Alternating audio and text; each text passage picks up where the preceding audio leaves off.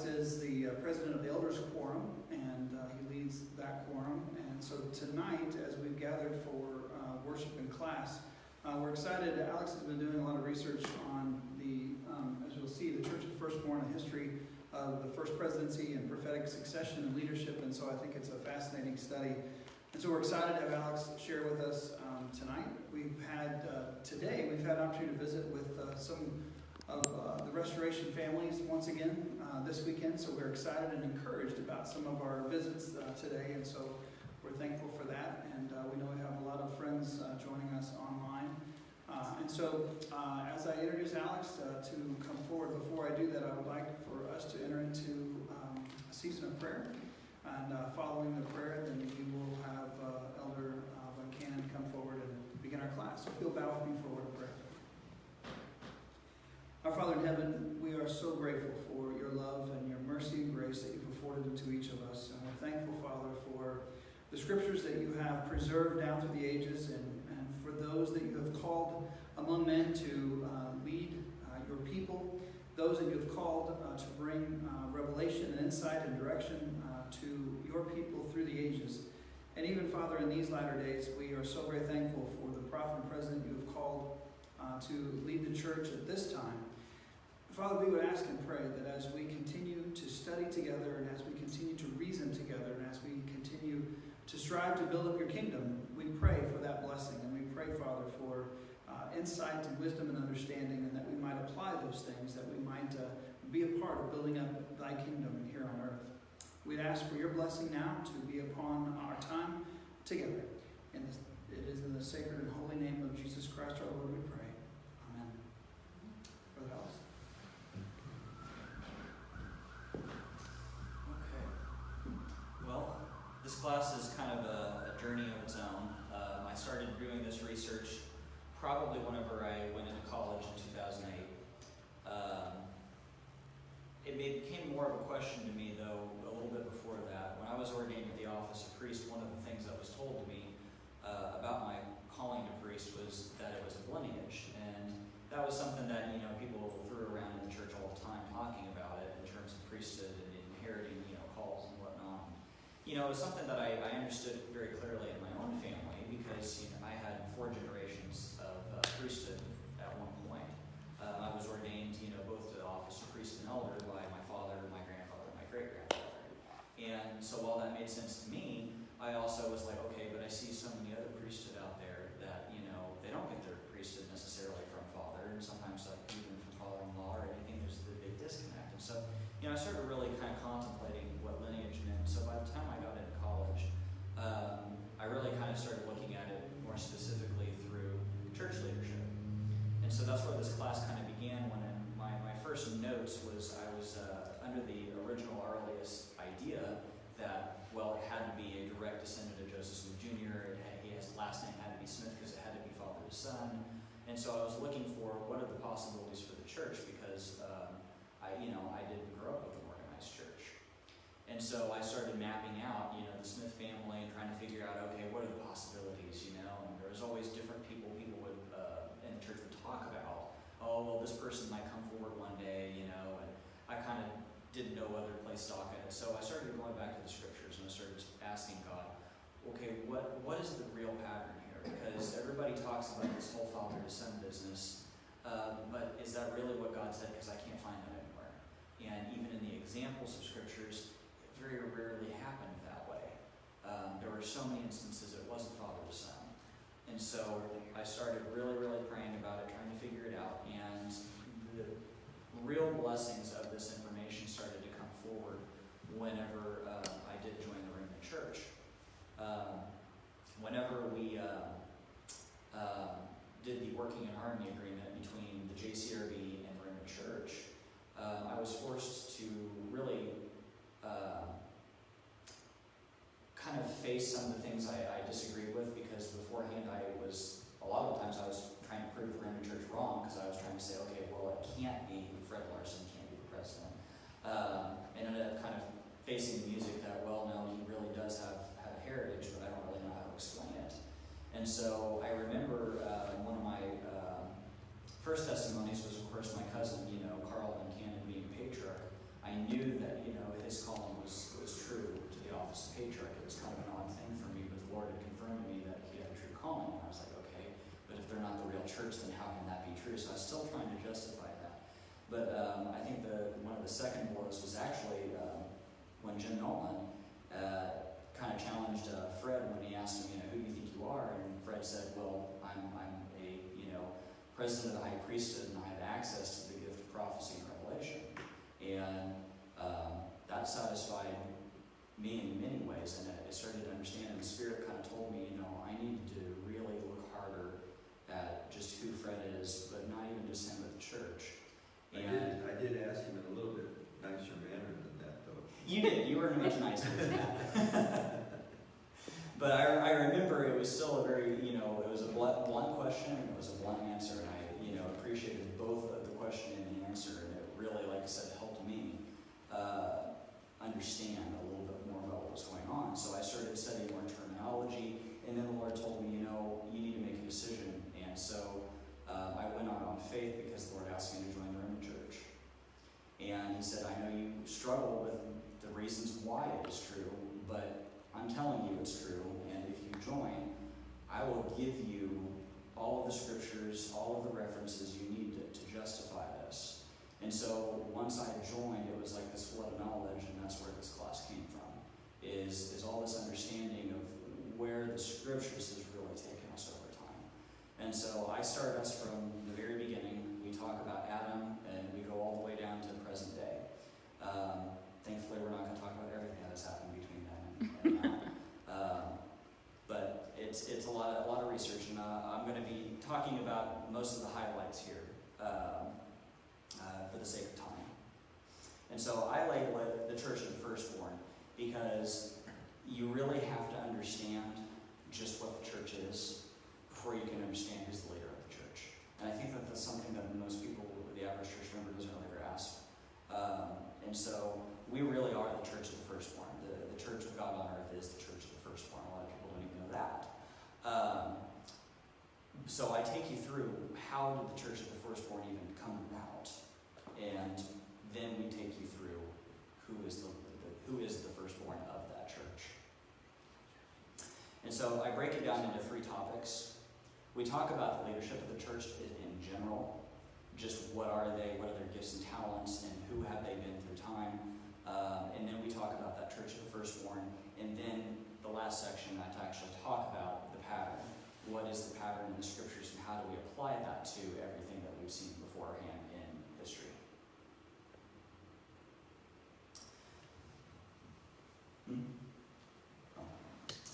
So in order to understand that church, or who leads the church, we got to define what leadership is. And so everybody usually tends to have a different understanding of that. So I'm not trying to trick you, but there is a right answer as to what leadership really is in the church. And I mean leadership as in, authority from above, not just like God. Obviously, God and Christ are our highest authorities, but in terms of man, what is leadership in the church? I get all kinds of, answers on that. I get the first presidency, I get, the high priests, I get, all sorts of things. But I'll tell you, it's been different through time. It has never really been the same thing. And so what I usually say is that, the presidency or the highest leaders of the church is basically just the highest authority president willing to be chosen by the people, where the ideal scenario is what section 104:11 talks about, and that is that it's 3 high priests chosen by revelation and the conference of the people.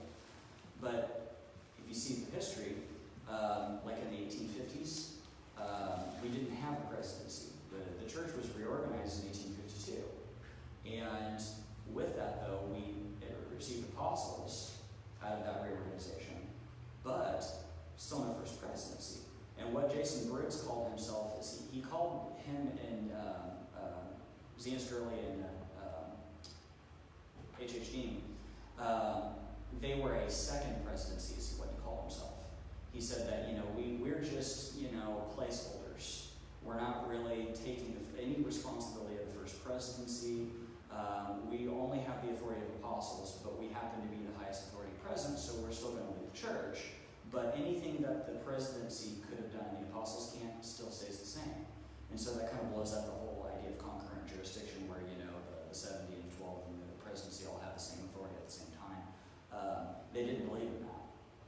And some of the same idea I've had in mind with after Christ died, I would be very surprised if James succeeded Christ the second that, Christ was crucified. And Christ didn't have counselors, so nobody else continued after Christ was crucified. And so I believe that the apostles at that time would have been the highest leaders until they were able to meet and have James, the brother of Christ, succeed him. And so we've had 2 times in history that I can count here where the apostles were actually the highest authority around.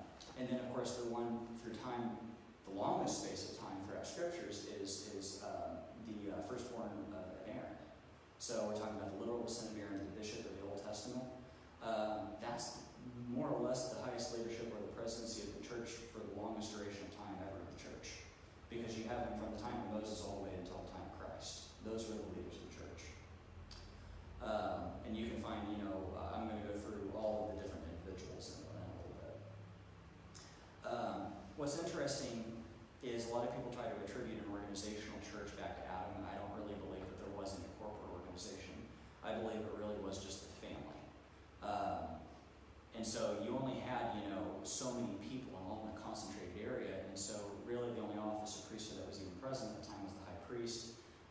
There may have eventually, out of that been an outgrowth into eldership, but really you see, I have this chart that I've created where on the left you get the genealogical order of father to son. So you got Adam, Seth, Enos, and so on.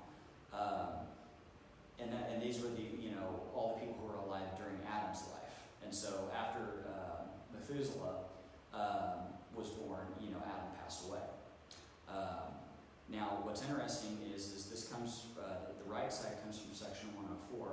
And a lot of people like to use section 104 to try to explain what we're talking about lineage and heritage and succession of presidency, which, as I've said before, I don't really believe this was a corporate organization. I don't think Adam was a president of the church, really.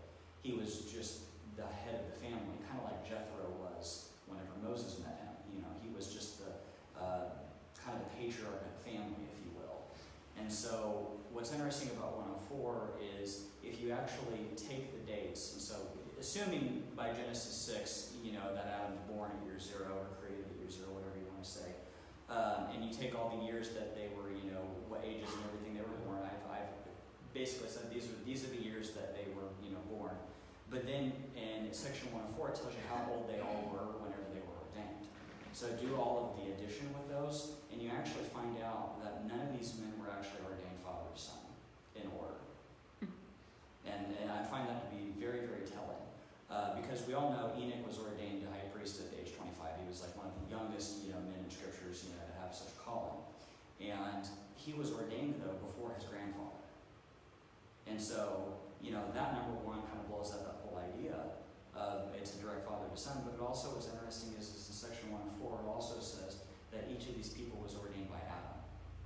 It doesn't say that they were ordained, father to son, father to son, father to son. Adam ordained each one of these people. He ordained his son, grandson, great-grandson. And so, once again, it's a whole different understanding, and it's a misinterpreted scripture great. So you get down to Noah's day, and there's also not really any corporate organization of the church. And the priesthood is still inherited, apparently through the family.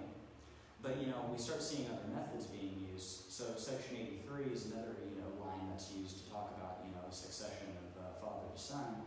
But, they use the line of Isaias, who is where the line of Jethro's priesthood comes from, which Jethro then, of course, gives it to Moses, who that wasn't his son. But what's interesting about Jethro's line is Isaias didn't get the priesthood from his father or anybody in his genealogy. He got it directly from an angel. And so, once again, it's kind of an interesting, God decided to use another means. For whatever reason God chose to do it, I'm not sure. There might not have been a high priest in the area available for Isaias to have been ordained. They might have been isolated in some sort of way, and God needed to call them, and so God sent an angel to do it. We don't know. And then, of course, Abraham was ordained by Melchizedek.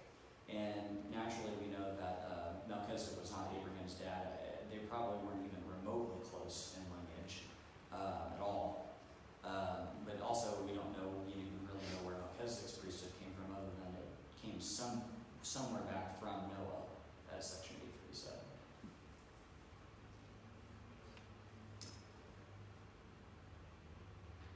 I'm just going to blow through like a lot of history, but stop me if you guys have any questions. So Moses is where I believe that we first received an idea of like a corporate organization of the church. Beforehand, like I said, it seems to be more of just like strictly family, but now we start to see, a lot larger of a group of people for one thing. But then you start to see, Moses with counselors, you start to see divisions of priesthood and roles and responsibilities, and everything starts to actually come in and be an organization. And so, Moses received the high priesthood, though, as an inheritance from his father-in-law, which is unique, and we'll remember that later. And so I believe that, Aaron and her, Aaron being his brother, and her is believed to have been Moses' probably brother-in-law. A lot of scholars believe that her had married Miriam, or her might have been Miriam's son. They're not quite sure because of translations in certain texts, but I personally believe it was probably Miriam's husband. And her, interestingly enough, is actually from the tribe of Judah, whereas Aaron from mostly Levi, Moses probably from Ephraim. And so the presidency of that Melchizedek priesthood, though, very abruptly ended. They start this organized church, and then we come to an abrupt end, and then we continue on with the presidency of the Abrahamic priesthood because of the sins of the people, because they were not able to obtain the higher law. So, Alex, when you say the organized church, during this period of time, of course, this is pre-Christ. So this is under the house of Israel and that period of time. So I guess that's the only distinction or clarification. What would you say, how would you have described the church in that day when you say that? Before Moses? Before Christ.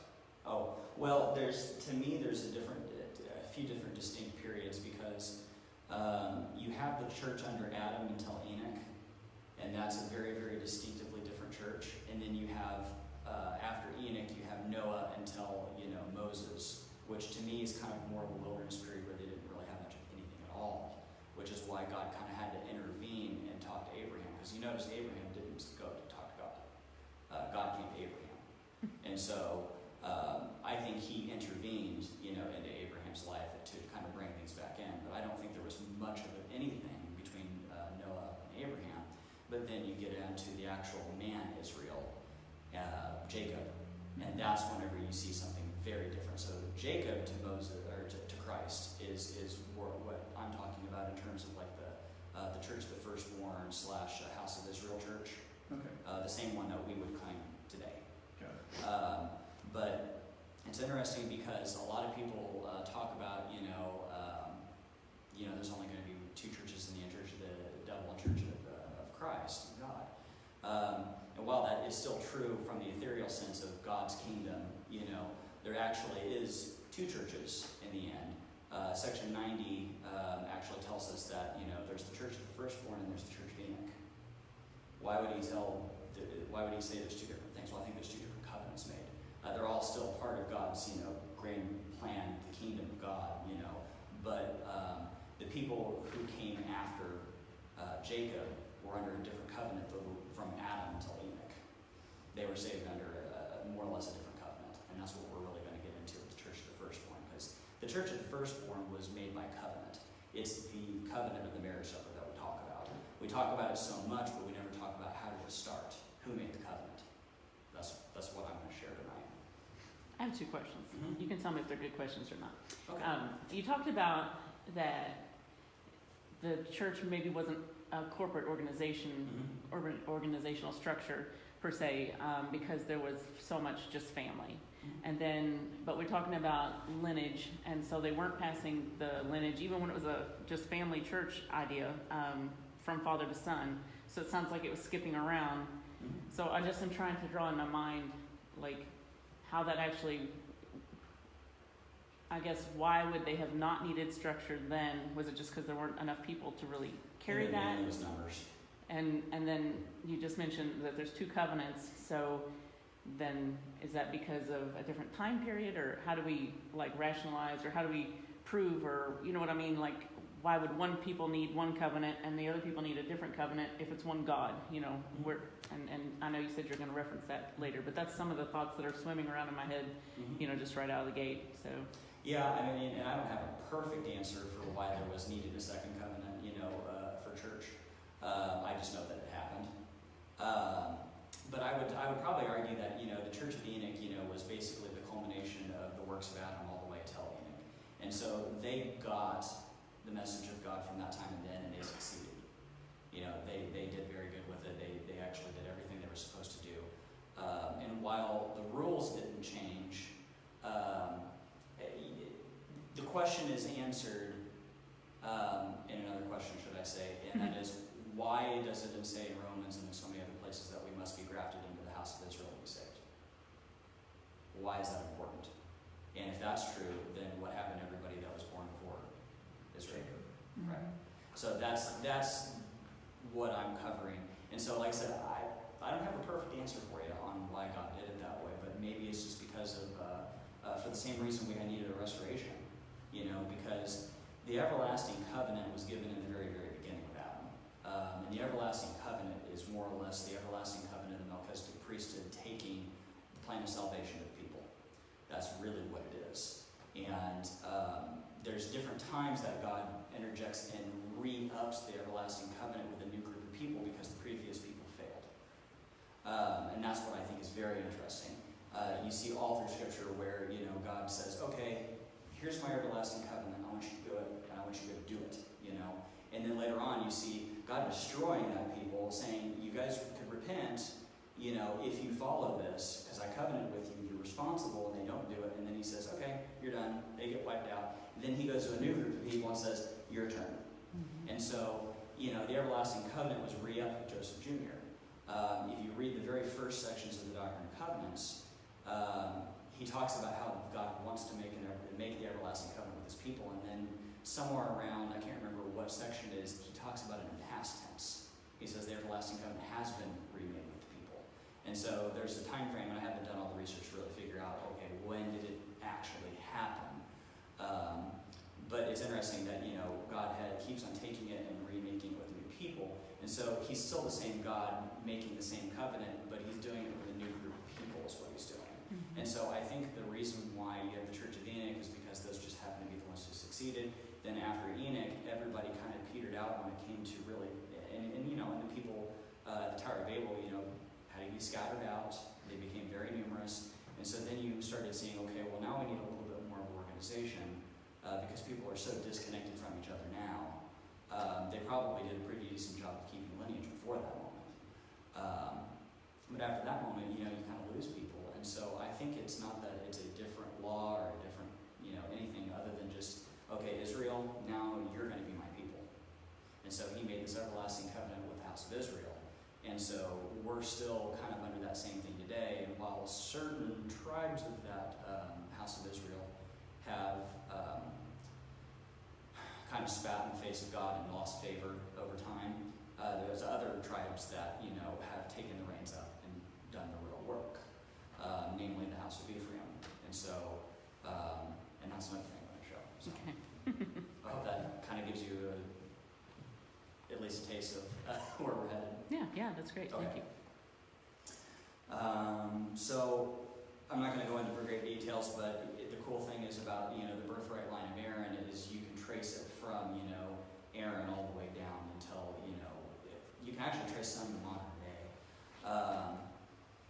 But I only show, you know, from the important earmarkers in scriptures. And so Eleazar was, you know, I believe it was the third son of Aaron, because the first two were consumed by fire because they made a strange, you know, altar before the Lord.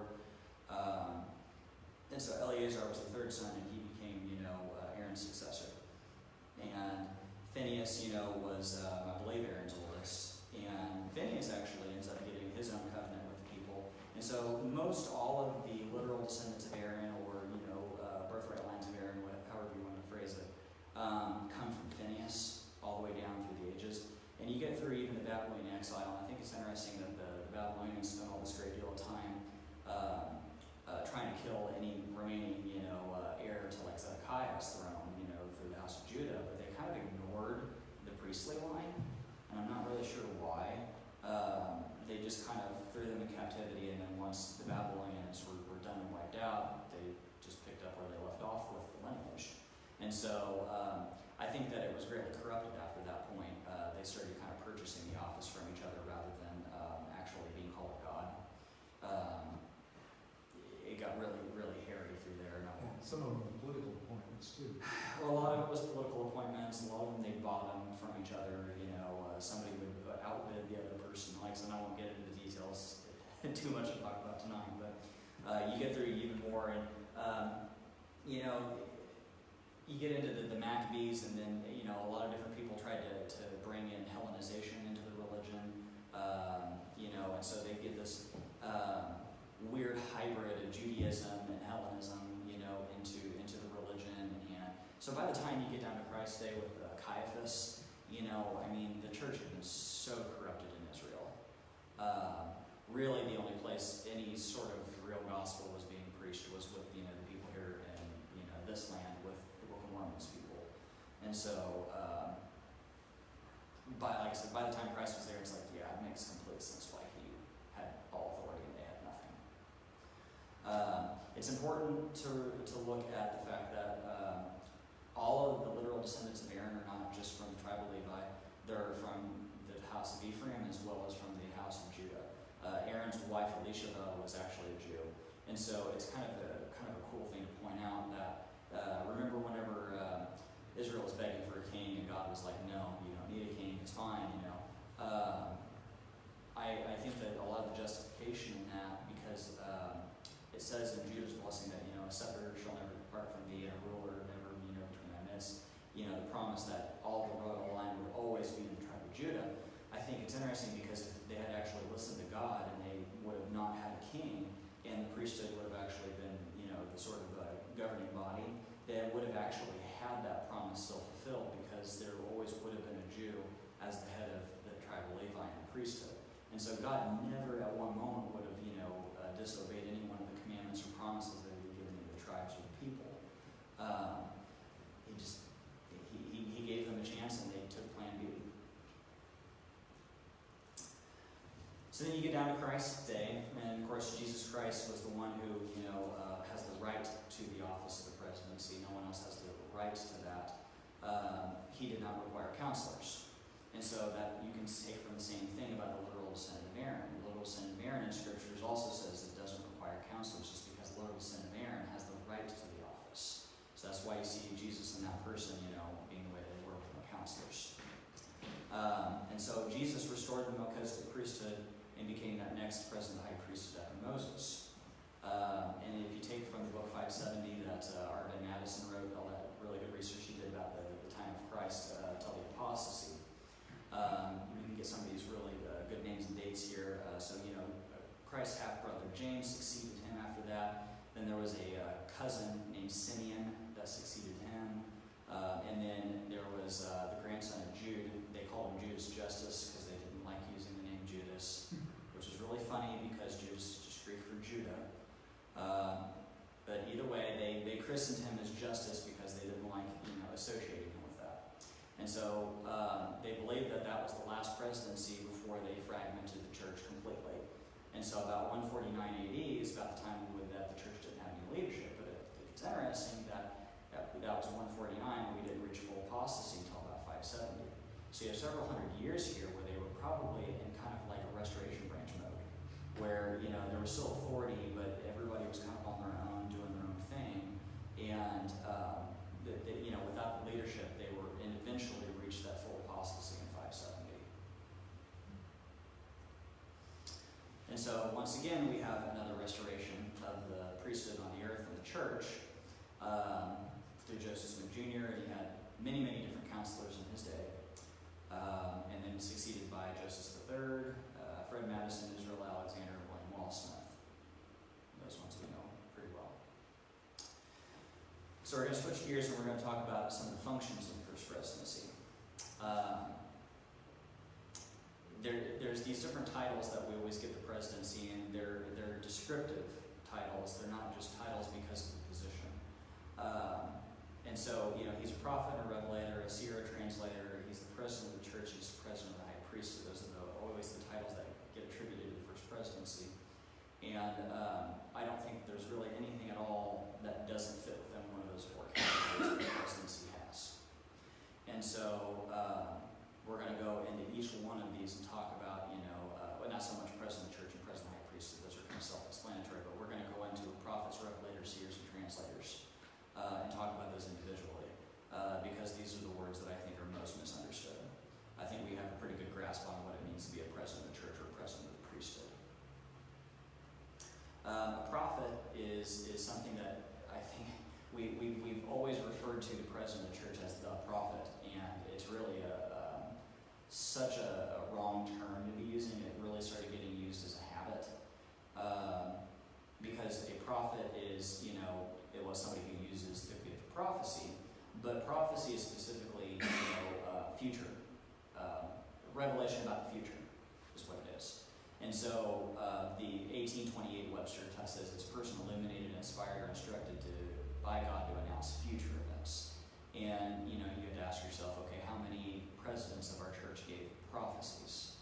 Not very many. They didn't really talk a whole lot about the future. Joseph Smith Jr. talked a lot about it, and even Fred talks about it semi-frequently. But if you look at like Fred M. and Israelite especially, and even Joseph Smith III, they didn't talk a lot about the future.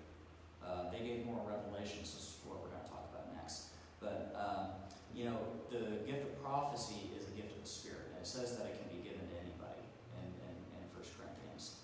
And so it doesn't matter what priesthood office you are, it doesn't matter your position in the church, and even gender. Because a lot of the prophetesses in the scriptures, they had shared the gifts with their husbands who were prophets. I think is a very interesting point. But Jeremiah was called to be a prophet in the womb of his mother. That one I think is the most telling, is that, he wasn't even born yet, he had no priesthood, he wasn't baptized or anything like that. He was, he was still in the womb of his mother, and he was called to be a prophet of God.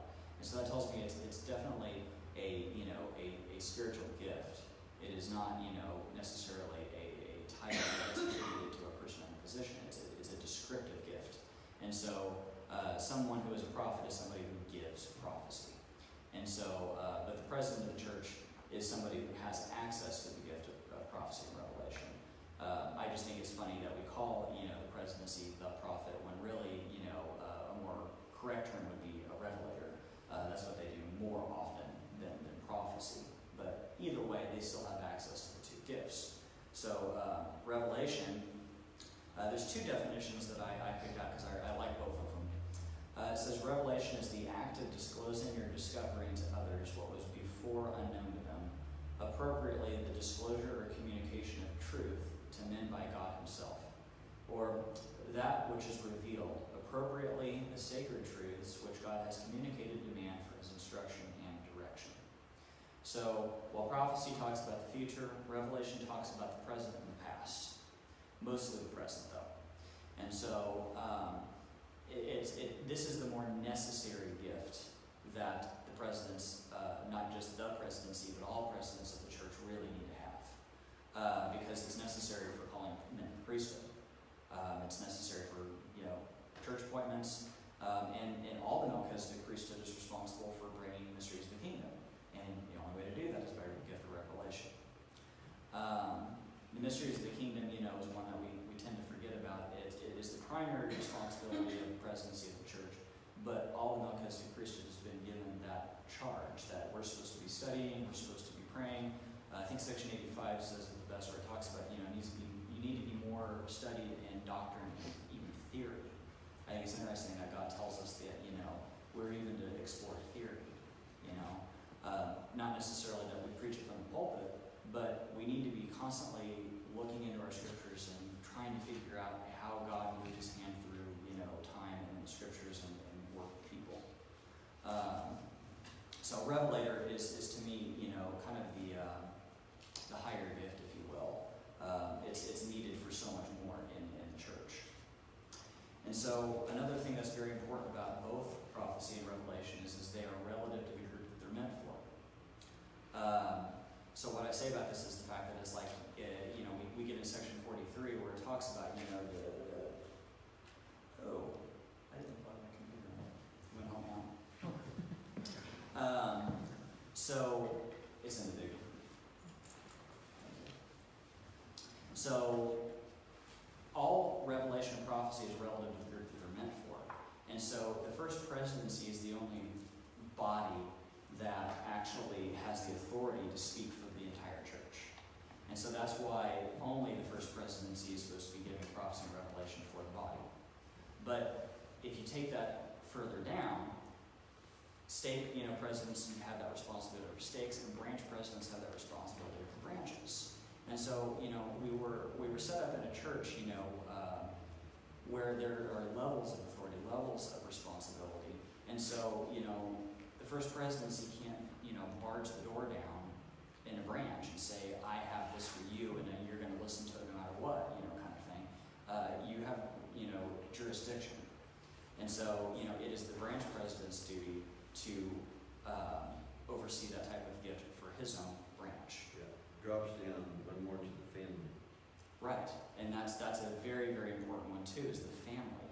The head of the household is what's responsible for, and I should put that in here. Yeah. I should do that. Because that's where, the spiritual, responsibility comes from in the family, is the head of the household. And so, at each of these levels, you can't, disrespect any of the other levels, no matter which direction you go.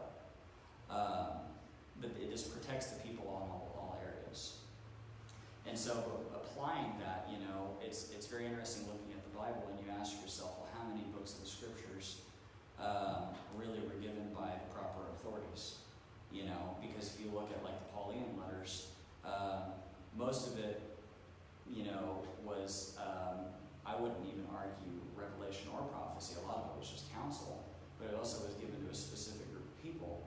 And so you have to kind of really, really discern the spirit whenever you're reading some of those other books, because you have to decide, okay, what is God teaching people here?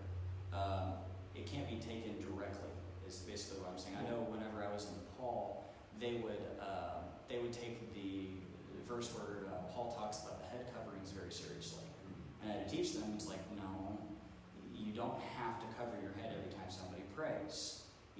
First of all, you need to look a little bit further, because he also talks about, a woman's hair being her covering and whatnot. But either way, he also goes down and says the church has no traditions. But either way, it also says, women have to keep their silence in church, and it says all sorts of other things. And it's like, well, if you take all this quite literally without understanding the other part of the conversation, because this was a two-way conversation between like the Corinthian people and Paul, you don't really know what's going on. And you can't say, God is telling everybody all times exactly what the Corinthians needed to know. Most of the apostles, they were repeating doctrine that was revealed by Christ.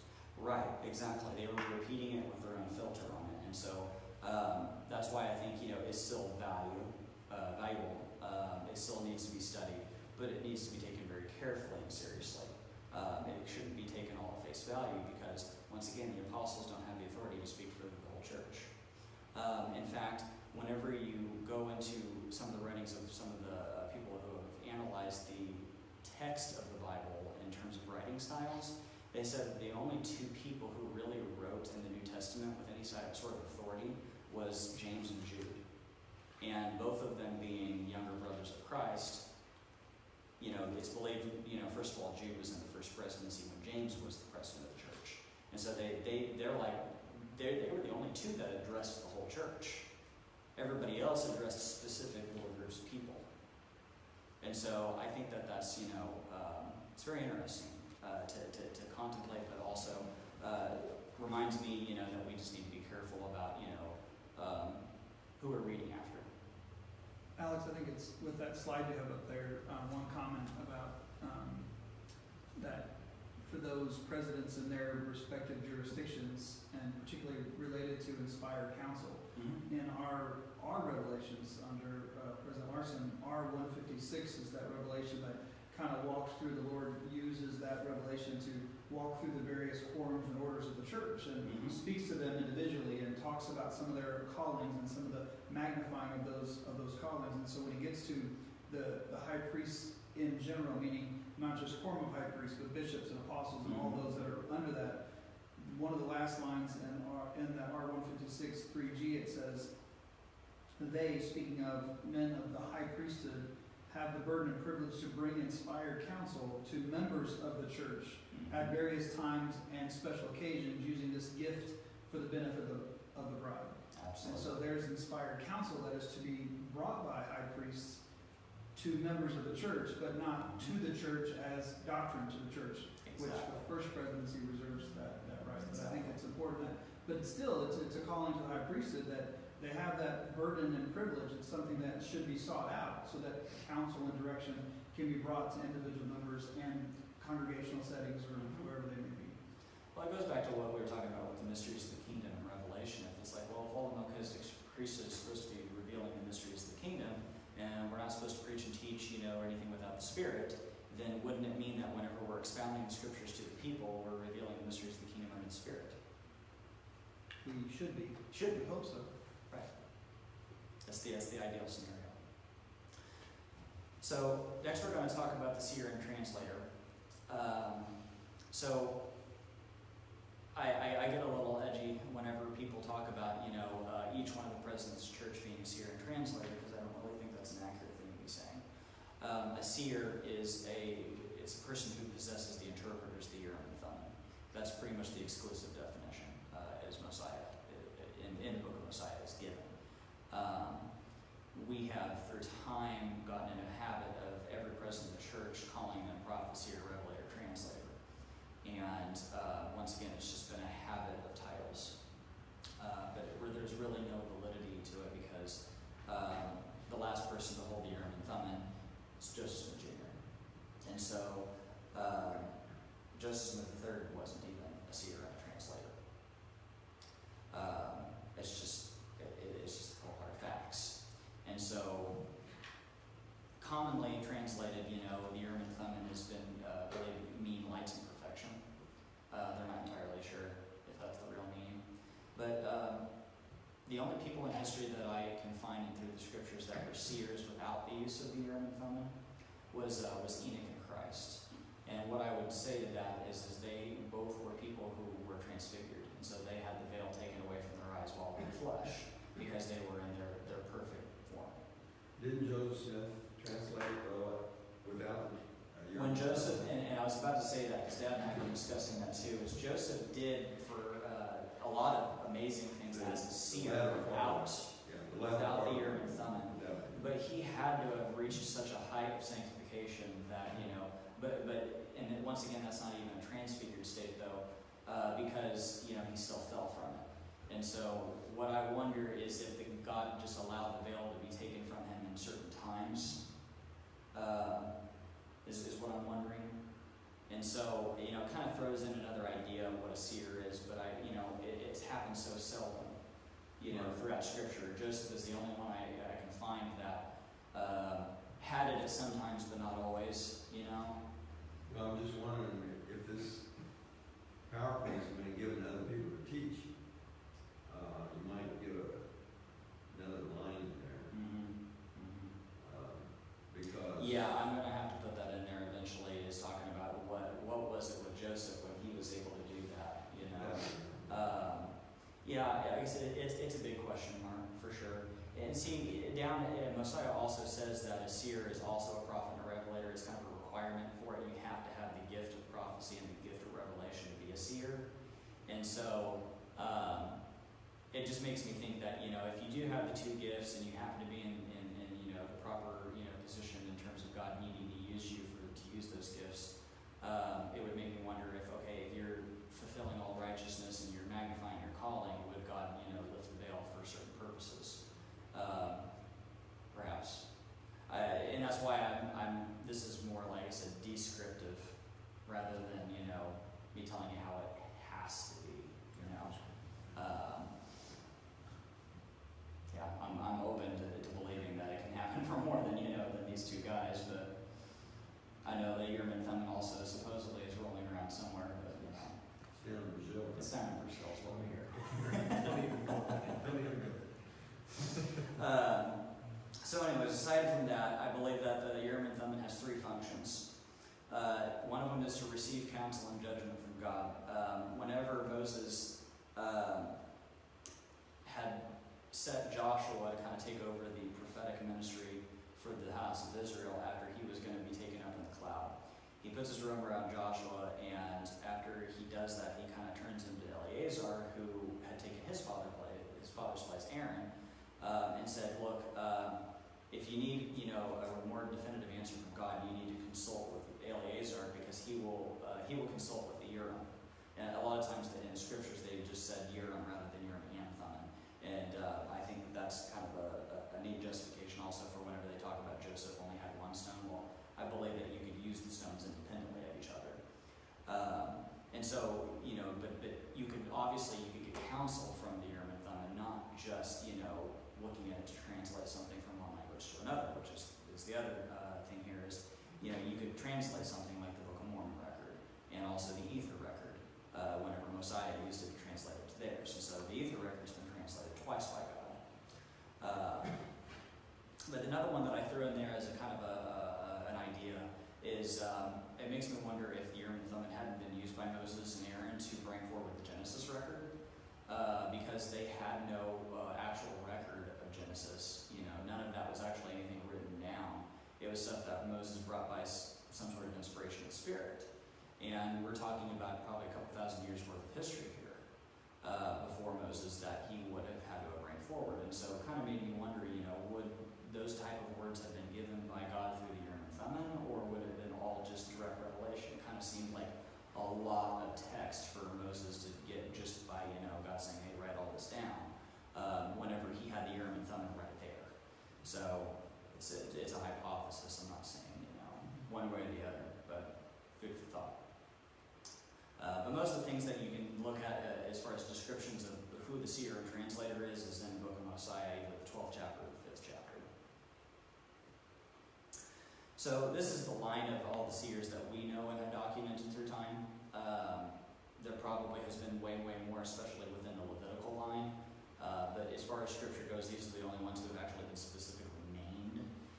And so, and also I don't really haggle over dates. I know some of them probably are extreme approximations, but that's irrelevant because that's not the purpose of talking about them. I had one guy who argued with me one time about my dates up there, and I'm like, I'm just giving you a reference. I don't care about the dates. But the brother of Jared was the first documented person to have had the Urim and Thummim. And we know that he sealed them up. Now, it's not very clear whether he sealed them up before his journey to the Americas or after. We don't really know. It's very unclear. But it says later on in time that Ether had, unearthed them or had received them somehow. But chronologically speaking, after Brother Jared, Moses is the next person that we see who has them from some means, and it doesn't say how he got them. And then he bequeaths those to Aaron in the Levitical line. And so, whenever Moses blessed the tribes in like manner of when Jacob blessed the tribes, he gave each of the tribes a specific blessing. He told the tribe of Levi that the Urim and the Thummim shall always remain with the Holy One of the tribe of Levi, meaning, the literal descendant of Aaron, the head bishop. And so he said that would be their gift and their calling, and that belonged to them.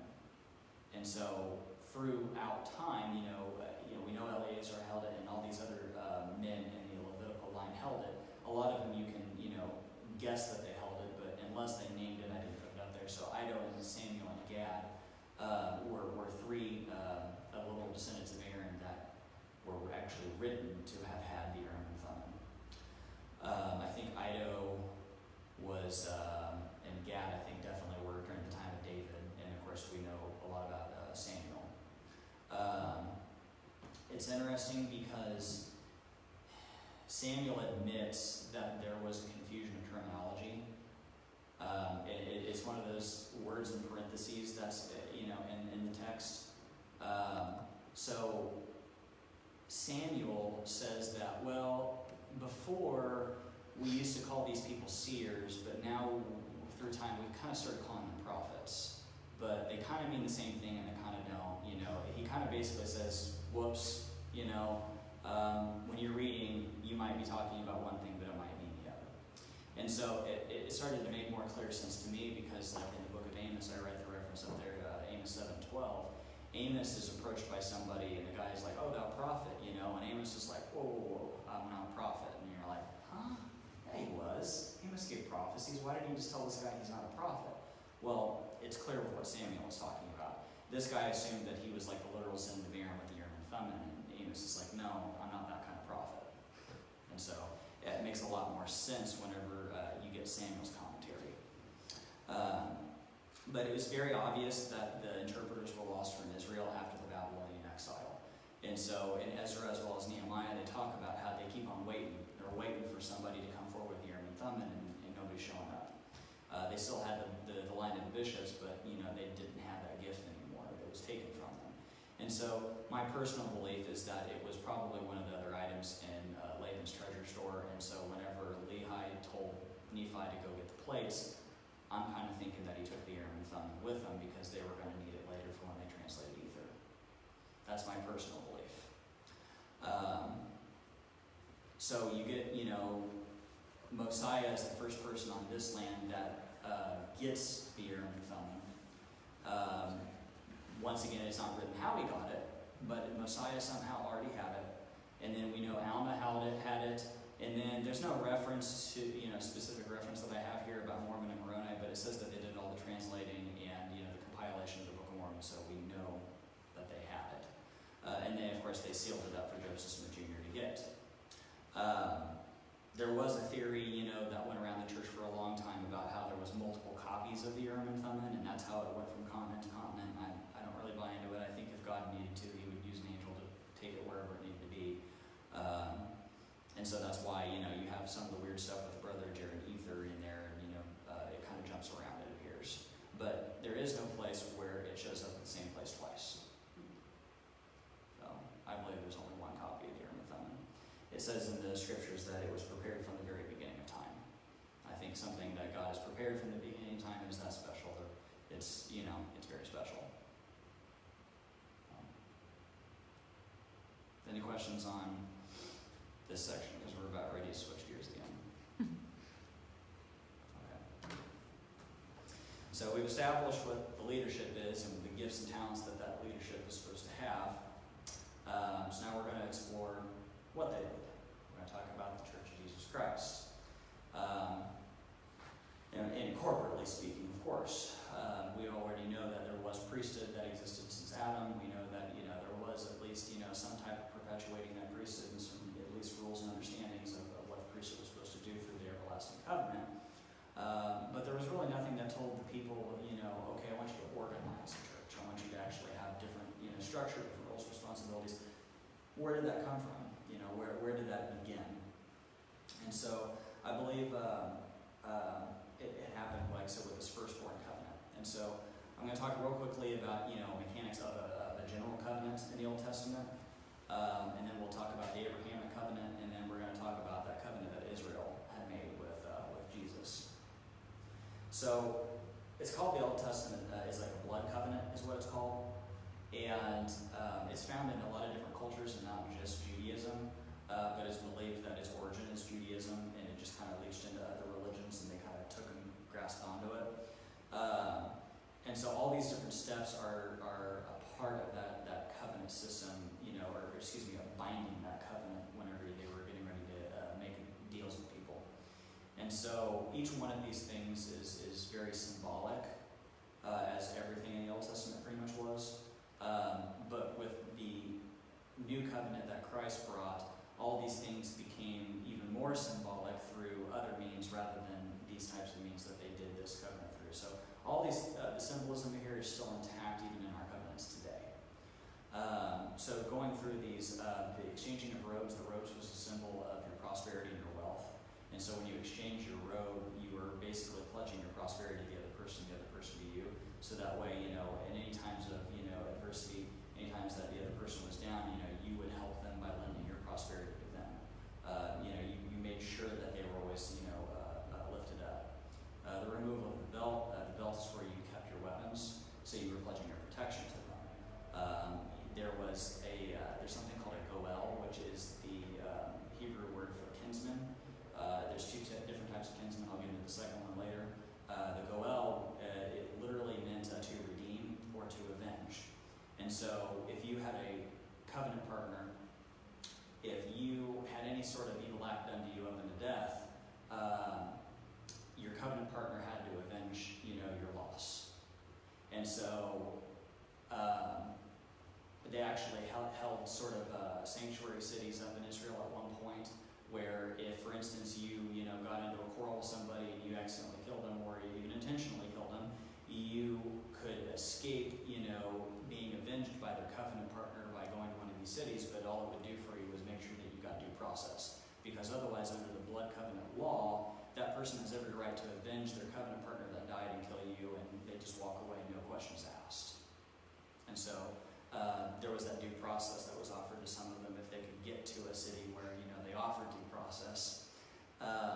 There was a sacrifice offering that was made. That one's kind of interesting, where they divided an animal in half and put them on two separate altars, and they would walk in a figure eight around it, and then when they got done doing the figure eight, they would each point to a half of the animal on either side, and they would tell God, may I, fulfill or, bind my covenant, and if I endeavor to break my covenant, do unto me as we have done to this animal.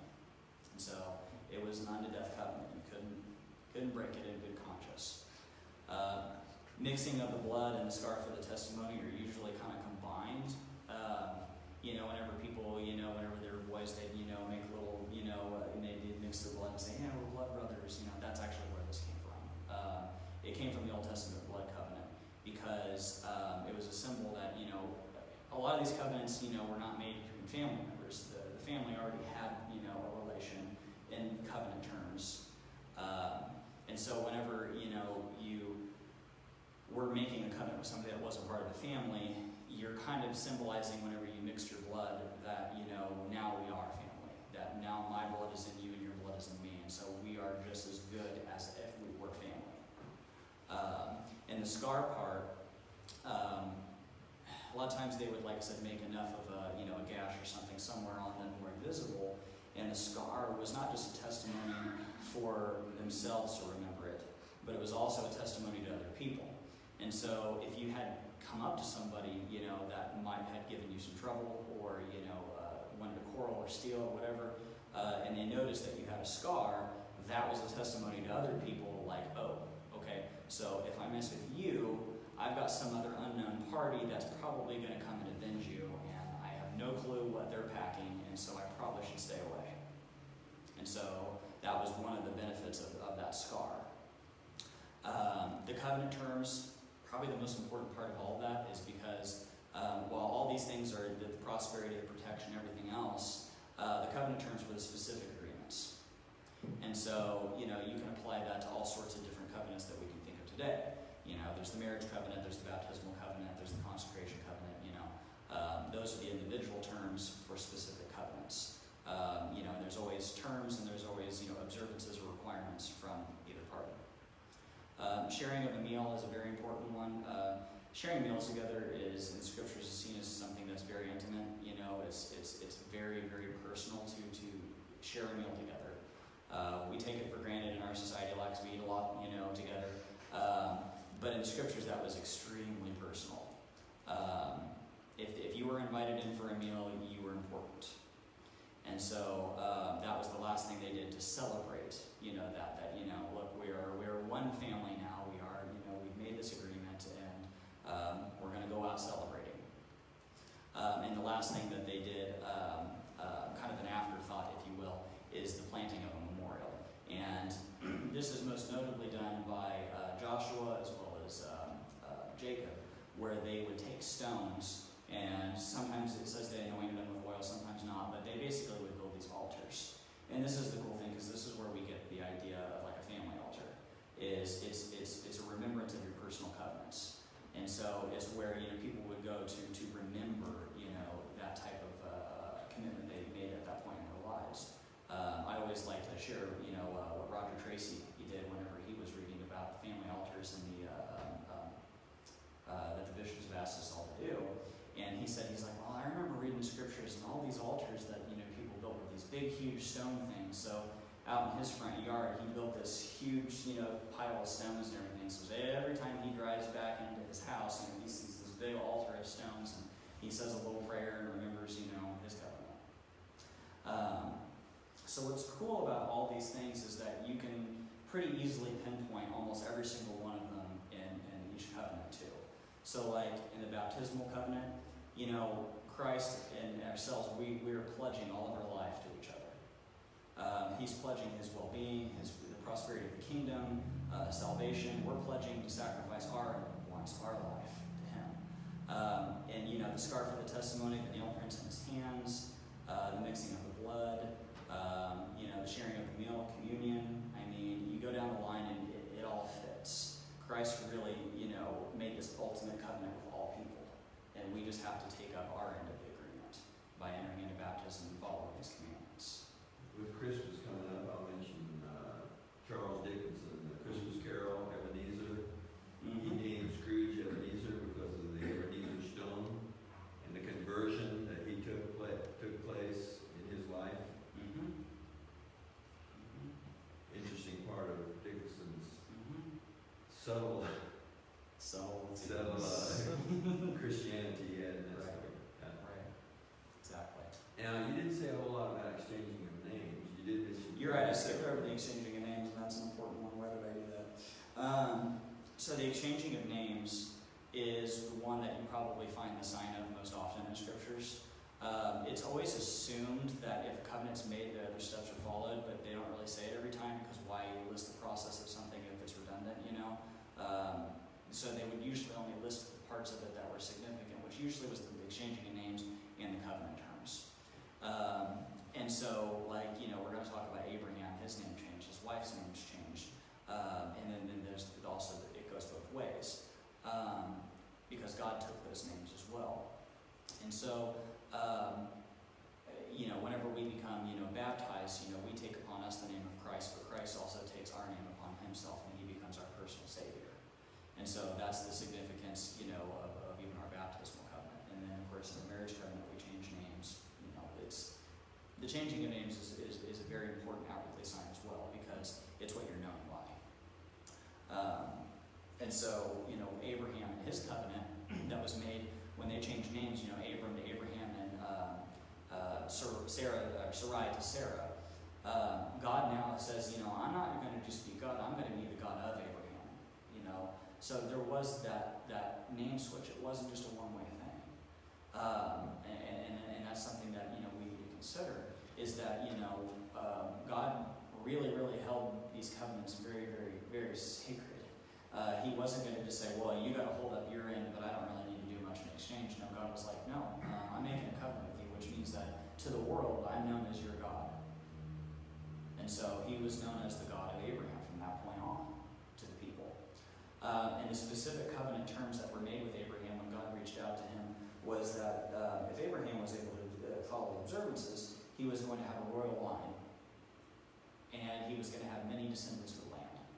Those were the two promises that Abraham was going to get. And the only things required of him was that he was going to have to obey a new law of circumcision, and that they were going to obey the covenants previously made with their ancestors. Now, remember, circumcision can be tied back to one of those blood covenant, you know, steps, making the scar for the testimony. And so that was one of the signs of that covenant. And so it's interesting that God tells Abraham, you know, you're going to have to obey all of the covenants, you know, that I made with your predecessors. So there, at least during Abraham's time, there had to have been at least some knowledge of God's dealings with, you know, with Adam and Enoch and Noah and so on and so forth.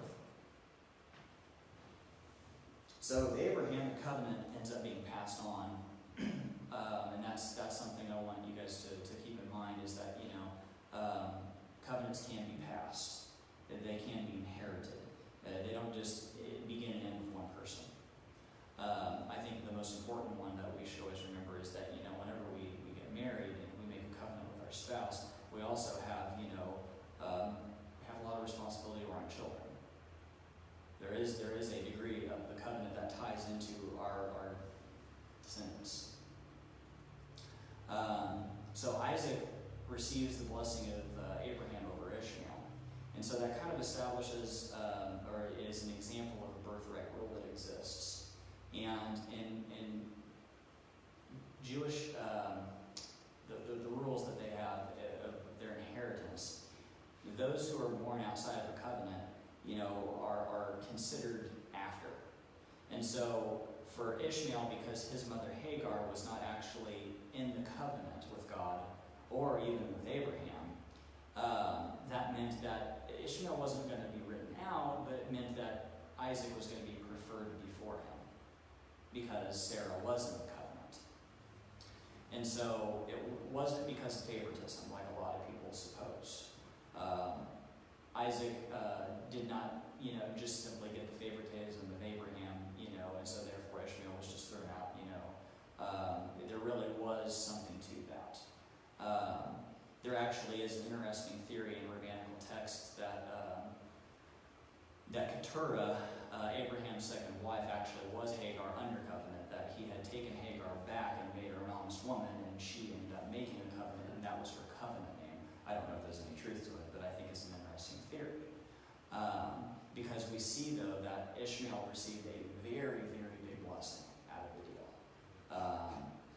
Ishmael was not in any case written out. Part of the whole rule is that your oldest son gets the double portion, and all succeeding sons get a single portion. And so the fact that Abraham only had 2 sons, Isaac got basically 2/3 of a blessing, whereas Ishmael got 1/3.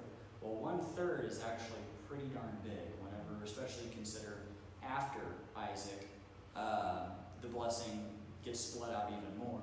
And so you still got to consider, okay, well, if Ephraim gets this much and, these tribes get this much, Ishmael still's got 1/3. I mean, that's big. So after that, Jacob receives that blessing of Abraham over Esau. And so that's another birthright rule that's important. And so we know the story where Esau, he wanted some food, and so Jacob gave him food, and he ended up, forfeiting his inheritance because, he didn't want his birthright. I know there's a lot of argument over, kind of seemed to be cheated out of that, he was dying, kind of thing, and Jacob took advantage of him. I don't really think that's really what went on. If you read most of the Revelations and, later on about that situation, God's pretty clear that Esau did not care about his blessing. It might have been a weak moment for him, but he didn't care. He later on, seemed to have wanted a big blessing, but I don't think he really understood what it was all about anyways. Because the story goes, where Esau gets super mad, and so Jacob gets sent away to Laban's, and of course he labors for, Rachel and Leah. Well, whenever later on, Jacob is absolutely fretting meeting Esau again, right? Because he knows he's going to have to talk to him at some point in his life. So he ends up coming to him, and he ends up bringing him gifts and everything, and Esau's like, I don't care. You're my brother. This is nothing. You've been gone for 14, 15 years now, and who cares? I mean, Esau literally was like, no hard feelings. I mean, it really tells you, I don't really think Esau cared. He was definitely not, holding a grudge over it. So the Abrahamic covenant is passed to Isaac and Jacob, and that's why you get the God of Abraham, Isaac, and Jacob, because that blessing, that covenant was bestowed upon those 3 people. And so that's why throughout the Old Testament you get the God of Abraham, Isaac, and Jacob, because those 3 men remade that covenant each time. But it ends, is the interesting thing, because it never continues on. You don't get the God of Abraham, Isaac, Jacob, Ephraim, and so on and so forth. It ends, and so you have to ask yourself, why? Well, it ends up getting divided, is what happens. So when Jacob blesses sons, he splits the 2 promises of the Abrahamic covenant. So remember, it was the royal line, and it was the many descendants of land. Well, the many descendants of land is what's known as birthright. That's what the oldest son gets. He gets the majority of the land, and he gets the bigger promise of the descendants because of that. And then the royal line can be seen in something else here. And so whenever Judah is given the royal line or the scepter blessing, you see half of that Abrahamic blessing given to him. And then Ephraim gets that second one.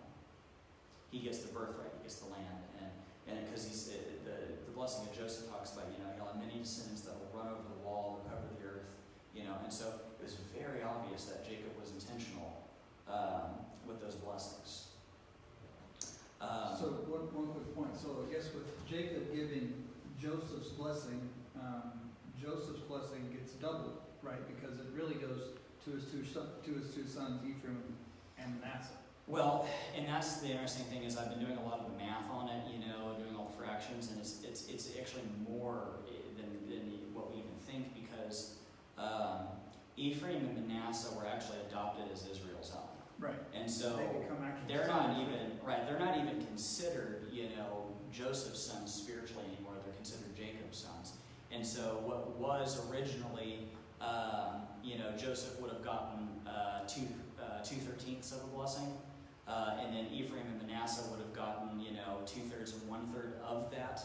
Now they're getting 2/13 and 1/13. Yeah, And so they got way more. So as grandkids, they're getting the same as their As uncles, the sons. essentially. Yeah. Exactly. And so, Ephraim is the one who ends up getting the greater of all of the brothers. Yeah. Any thought as to why it was, the scriptures talk about this, but that royal line, so obviously Judah wasn't the oldest and wasn't the firstborn son. We're going to talk about that. Yeah, so there's some things that happen that Yeah. that individual son gives up an opportunity there, so which I think is interesting. Yeah, we're going to go into detail on that one. So after this has happened, we still ask the question, though, where's the church? God promised Abraham prosperity. He promised them, a great family, wealth beyond measure. But he doesn't really promise salvation or anything else. He tells him he's got to follow the commandments of God in order to get prosperity. But he never promised him anything spiritual. It was all temporal stuff.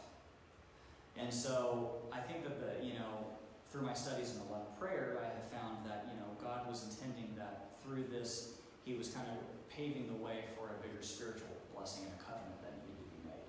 And I believe it took place with Jacob. Namely, whenever Jacob took on the name Israel. And so, the first thing that happens to Jacob after he works the 14 years for Rachel and Leah is they're leaving, and Jacob ends up getting this vision of a ladder at the place called Bethel. And it talks about, he looked up to the heavens and beheld the ladder, and angels descending, and ascending from this ladder, and God stood above the ladder and says, upon this place I will make my home. A lot of people interpret this so many different ways. I think that one of the older Jewish interpretations has got to be the most correct one, based on my study and prayer. And it really, for them, this is the origin story for Zion. Because I always wondered, okay, why do Jews believe in Zion? Because there's so little written in the Torah about Zion. We've got, all the stuff about Enoch. We know a lot about Zion, but how do they know much about it? How do they have some of the same understanding? Well, it comes from this vision. This vision for them, they believe that the ladder was the mechanism by which God would come and make his home on earth and dwell with them. And so that for them was Zion, where God would make his home on earth. And they would have to obviously, make the conditions available. And so that ladder was the conditions. So that to me is the most accurate interpretation. The meaning of Bethel literally means the house of God. And so I always looked at that and I'm kind of like, okay, well, why did God tell Jacob this? What was important for Jacob to understand about this and not maybe Abraham? Because at this point, he had just as much of the blessing, he had the blessing of Abraham just like Abraham did. And so why wasn't Abraham told these things? Why wasn't, I think that, he had been prepared for something special.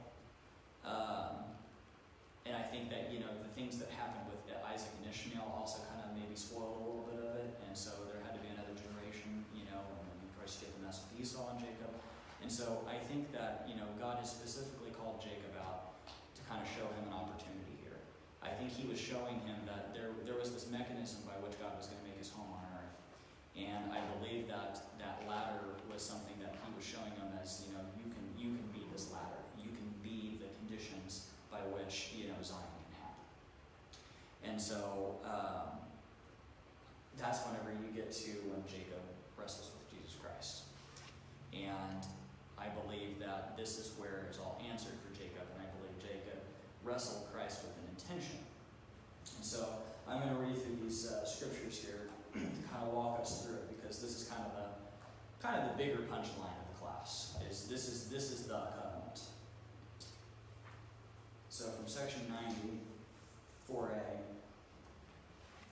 And now I verily say unto you, I was in the beginning with the Father, and I am the firstborn, and all those who are begotten through me are partakers of the glory of the same, and are the church of the firstborn. And I'm going to read the next one here. You were also with me in the beginning with the Father, that which is spirit, even the spirit of truth. And so, right here, Christ is already saying, though, which is interesting, that, he is the firstborn, and all those who are partakers of his church, that church of the firstborn, are made, equal with him, partakers in the church of the firstborn. I think that that's very important, and he says that, that he was there and made this. So, let's jump to, Genesis 32.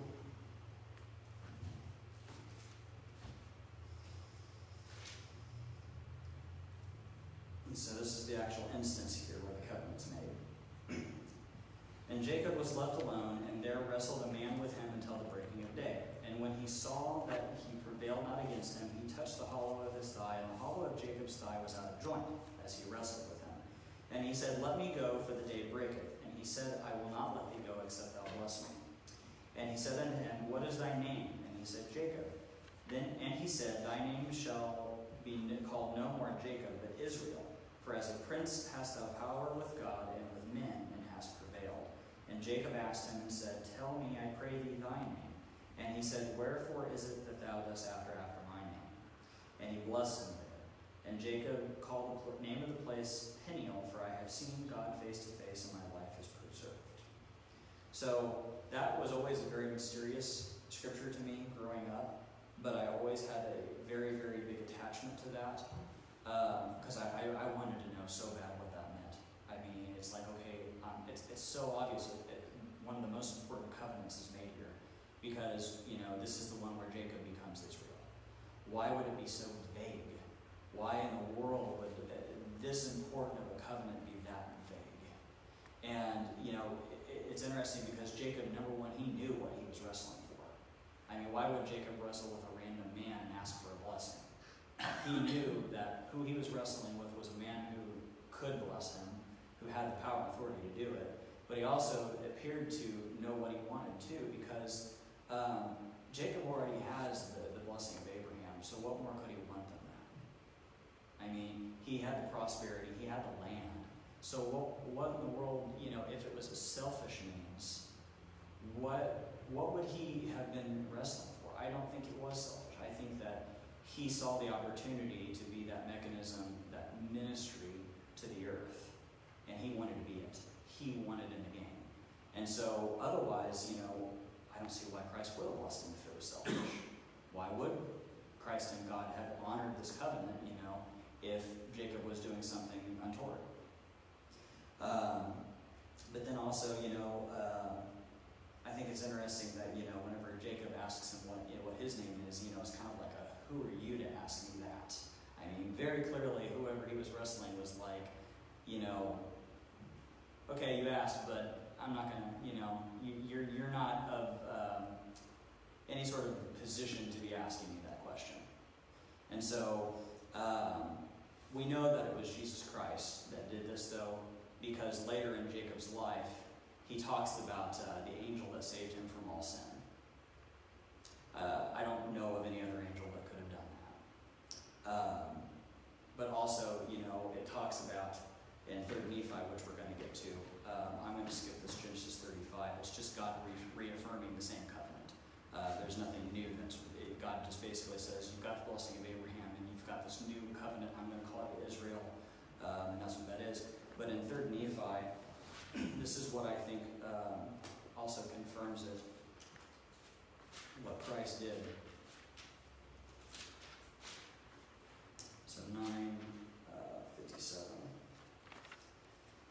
And it shall come to pass that I will establish my people, O house of Israel, and behold, this people will I establish in this land unto the fulfilling of the covenant which I made with your father Jacob, and it shall be a new Jerusalem.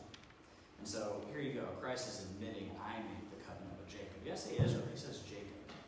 And so we already knew Christ had been on the earth before he was born, of Mary before. He had appeared to the brother of Jared.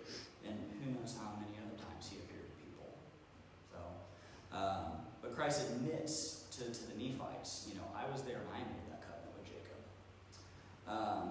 And what that covenant is what we're going to talk about next year. So in Genesis 50, it tells us, to me, it kind of tells us who's supposed to know that answer, what this covenant is.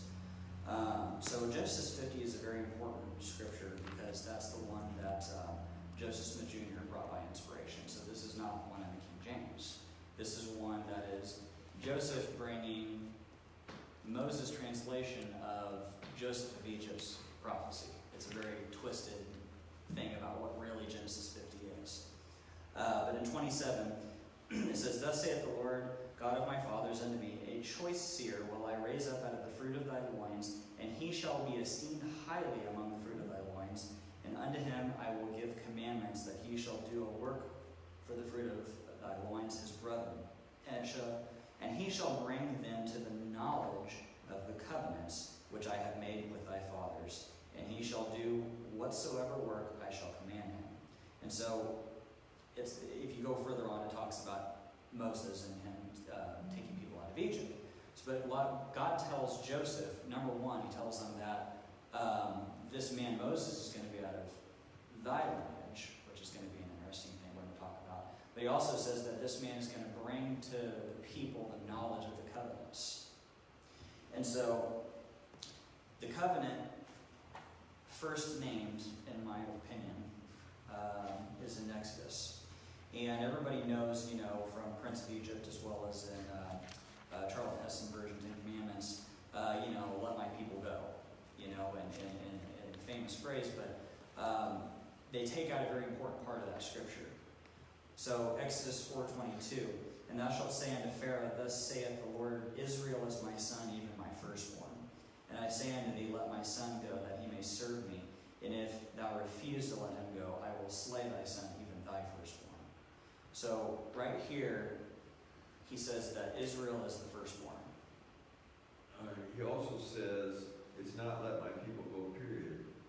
It's let my people So they go might that serve they might me. serve me in righteousness. Absolutely. Yeah. There's this intent here that, not just am I naming my people, but I'm naming what they're going to be going and doing. That's right. And so, but that's kind of an interesting thing because we read in section 90 and Christ is like, well, I'm the firstborn. Well, my belief of what happened here and my testimony is that Christ made this covenant with Israel, that Israel as a whole becomes that bride of Christ. And the head of the bride, the president of the church, is the one who stands in the stead of Christ while Christ is not here leading his church personally.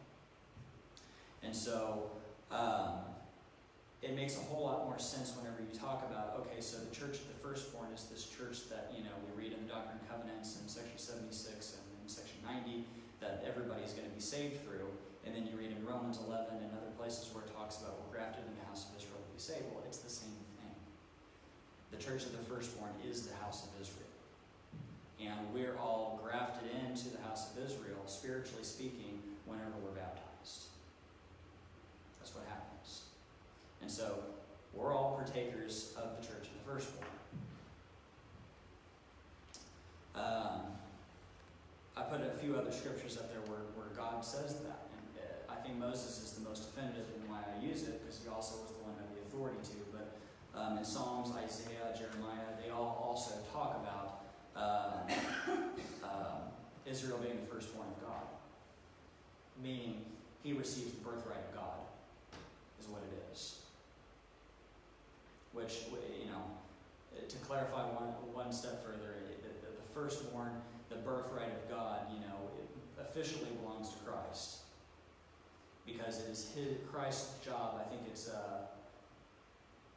Luke 1:33, it's on the next slide, where it says Christ is the head of the house of Jacob forever. But there are others that will stand in his place. And so he makes Israel the firstborn of God in his place. And so Christ isn't, advocating the position that he has to lead the church, but he's not always going to be here present with people to do everything that needs to be done. And so in his absence, he's distributed his authority of the priesthood, because it is Christ's priesthood. So we are going to help people fulfill their covenants and to make the covenants until he comes back. And so what's interesting is Christ is already that legal heir to the presidency by being the only literal Son of God, right? But he also becomes an heir by being in Israel's own lineage. It's once again that beautiful thing where God always honors all these covenants that he makes. He doesn't at all say, well, Christ is an exception to that. He doesn't need to obey it. No, Christ fulfilled every covenant. There was no exceptions. And so this is that covenant of the marriage supper between Christ and his bride, the church, which is the house of Israel. And so it's kind of a lost thing that, in the church, because in the early church we did refer to ourselves as Israelites. And those who weren't baptized were called Gentiles. We got away from that at some point, I believe in late 1800s. It was offensive to some people, so we decided not to do it. But that was the understanding. There actually is divisions of Mormonism that I have visited, small groups, that still think that way, though. They refer to themselves as Israelites and everybody else as Gentiles. And so it's very clear that this is how God intended it all to be, that, when Joseph came and restored the church, that we were the house of Israel, spiritually speaking, on earth.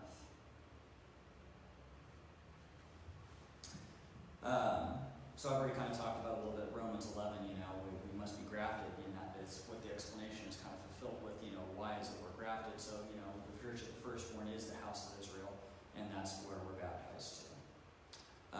But I don't believe, for the same reasons why Adam wasn't the president of the church, I don't believe Israel himself became the president of the church. Because of lack of numbers. Only 70 people went into Egypt from the house of Israel. It was a very small group of people. It may have been 70 households, for all I know. Probably was. But even at that, that still kind of rivals what we were talking about in Adam's day. So I believe that, Christ paved the way through the covenant to make this possible. But the corporate church didn't come forward until Moses. I believe that is when God finally is like, okay, my people are numerous. They need more order. And so we need to organize this in a different way. The covenant has already been made. And so,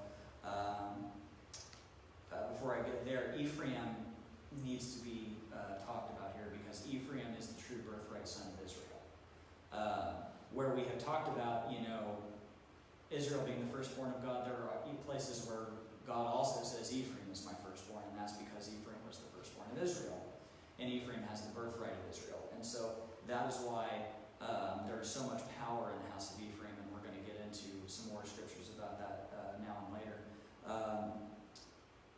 First Chronicles talks about, the birthright passed over Reuben and was given to the sons of Joseph. There's where Jacob blessed Ephraim and Manasseh, and he crossed his hands and he blessed Ephraim over Manasseh. And then in Jeremiah 31, he says, for I am a father to Israel, and Ephraim is my firstborn. So it's very clear that God made this distinction that, okay, house of Israel, you are my chosen, but, make sure you know that Ephraim is my chosen one, because there were so many quarrels between the tribes of the brothers on who was on top. There were so many rebellions during Moses' day where, a lot of the times the tribe of Reuben kept on getting up in their keister about, well, no, we're the oldest son, so we need to, and that's why, there were different times when they were like, no, Reuben, got written out for such and such reason, so you guys need to, you guys need to know your place. So Moses, as I said before in Genesis 50, it is prophesied that he was also a descendant of Joseph. I believe that since the birthright, and extension of his presidency, the birthright of God, of Christ, would be to lead the church in the presidency. So that's where we're really leading into here is this church of the firstborn, and who leads it, that firstborn, leader is the president of the church. And so the church itself is one big family. It's still similar in like manner to what we were talking about with Adam. It's just more organized now, and it's specific to one big family. So Moses had to have been from the lineage of Ephraim then, in order to fulfill that covenant and God to honor the fact that Ephraim really was that true firstborn. And so, in order to make all this line up with Genesis 50, you have to assume that somewhere in Moses' line, there was an Ephraimite. Well, from the lineage we know Moses' parents were Amram and Yochebed, and Kohath was Amram's father. Now Yochebed was said it was a daughter of Levi. We don't know whether she was an actual daughter or just a granddaughter or whatever, but they were both Levites. But Kohath is nothing's written about who he married. And so my assumption here, by just process of elimination, is that Kohath probably married somebody from the tribe of Ephraim, and that's where Amram's also has lineage of Ephraim to give to Moses.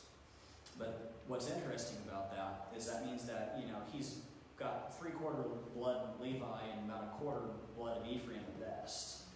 And so when you talk about once again you talk about father to son passing lineages, Moses was not a father to son passing.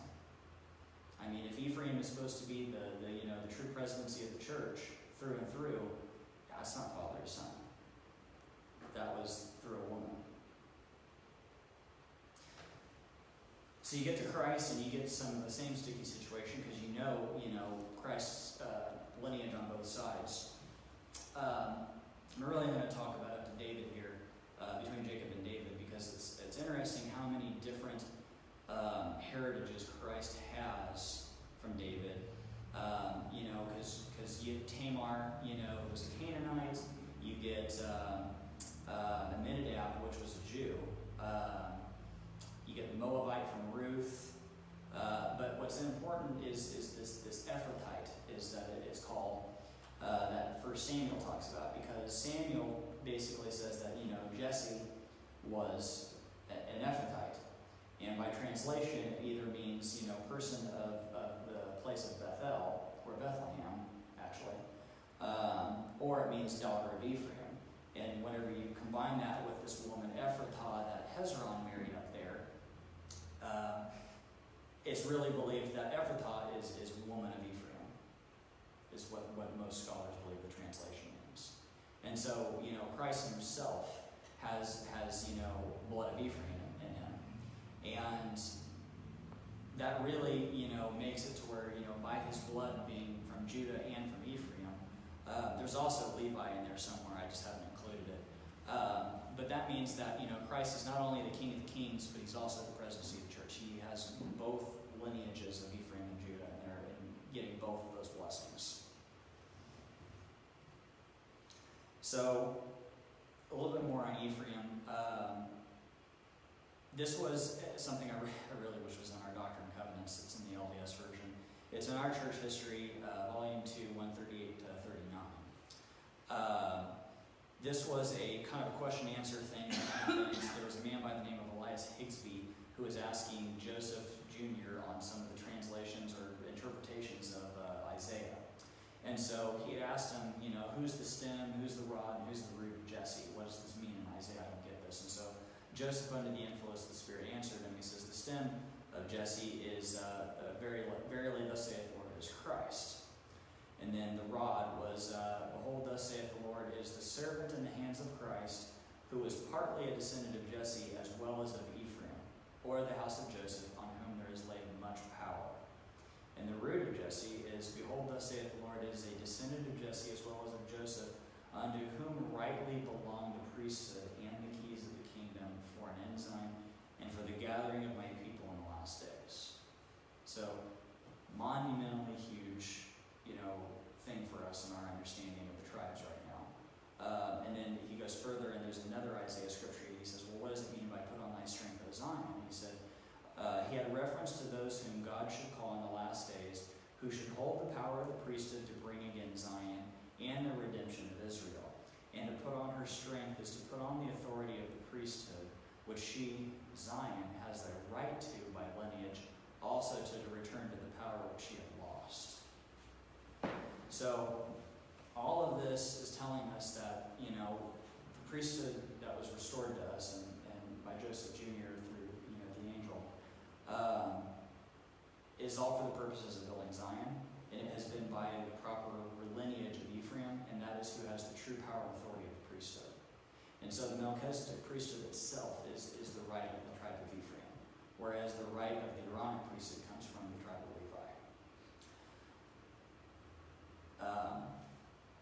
Probably a good place to mention this, and that is reading the book is called Judah's Scepter and Joseph's Birthright by J.D. Allen. He was, I believe, in the Catholic Church, and he wrote a book, I believe it was right around 1900, and he talked about basically what happened to the lost 10 tribes. Where did they go? And he had documented and found that basically they went all over Europe and made the conclusion that the American people were all, Israelites of some kind, but mainly tribe of Ephraim from Joseph.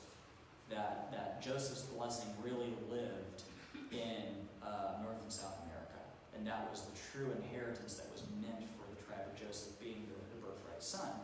And it made a lot of sense, because if you look at all the old charts where the land is divided in Israel on what portions went to what tribe, Ephraim always had the smallest little bit of land. He never really had the double portion like he was supposed to have, and it never made sense. It was kind of like, okay, they made very clear directions, from God and from the bishops, that Ephraim was supposed to get the double portion, but he never seemed to get it. And so, to me, what a lot of these scholars in that time period were saying was that North and South America was Joseph's inheritance. A lot to Manasseh and a lot to most of it to Ephraim. And so that's where we are today. It was about the year 2000. It was 2000 BC approximately was whenever Jacob lived. And long time ago, a lot of generations have been born since now and then. It makes a lot of sense that, the blood of Israel could be as far and wide in the earth as it could. And in the blessings that Jacob gets, God tells him, in thee and in thy seed shall all the families of the earth be blessed. This made a lot of sense whenever genealogists have started looking, and they say, okay, so, you have 2 parents, you have 4 grandparents, you have 8 great-grandparents, you go down the line. You get to approximately, I think it's like, I can't remember how many generations back, but they say about the year 1400 from today, you should have, I think it's over like 1 million something ancestors, if you just keep on multiplying that rule out, right? Well, the population of the earth in 1400 was less than 500,000. So basically what they're saying is you're related to everybody on the planet, probably more than twice, easily. And you talk about regional things, you're probably related to everybody in certain regions, way more than you would care to know. And so that's the year 1400. Think about the year 2000 BC. What was the population of the earth? How many more generations back from us today? That prophecy that Jacob got, from God, in thee and in thy seed shall all the families of the people blessed. I think that's what's happened already now in the latter days. And I think that that's the true fulfillment of the prophecy about the gathering of the tribes, because the gathering of the tribes are going to be from everywhere. It's going to be the 4 corners of the earth. It's not going to be just from certain little places. It's going to be everybody. And I think it's interesting that Christ, when he talks to the Nephites, he calls them Gentiles. And I always thought that was really weird. I was like, well, I thought they were from the tribe of Manasseh. Why is he calling the Nephites Gentiles? It started to make more sense because we've gotten so disconnected from our true heritage in, later days that we have to be, readopted back into, our true heritage. We have to be brought to a remembrance of our heritage in the house of Israel. And so that's why we're grafted in now. Because we're not being, born into it. Our parents, grandparents, great-grandparents, eventually, there's somebody in our own heritage that was not baptized into the church. None of us go back before 1830. And so, at some point, there's been a disconnect between us today and the true tribes. And so, that's what all this is coming down to with the priesthood today. And that's why God can pretty much pick and choose who he wants to for Aaronic priesthood and Melchizedek priesthood. It's not really that much of an issue now because, everybody in this room is going to have a little bit of Levi and a little bit of Ephraim in their blood. It's just, by the genealogy I just described, we're probably related to all 12 tribes more than once over.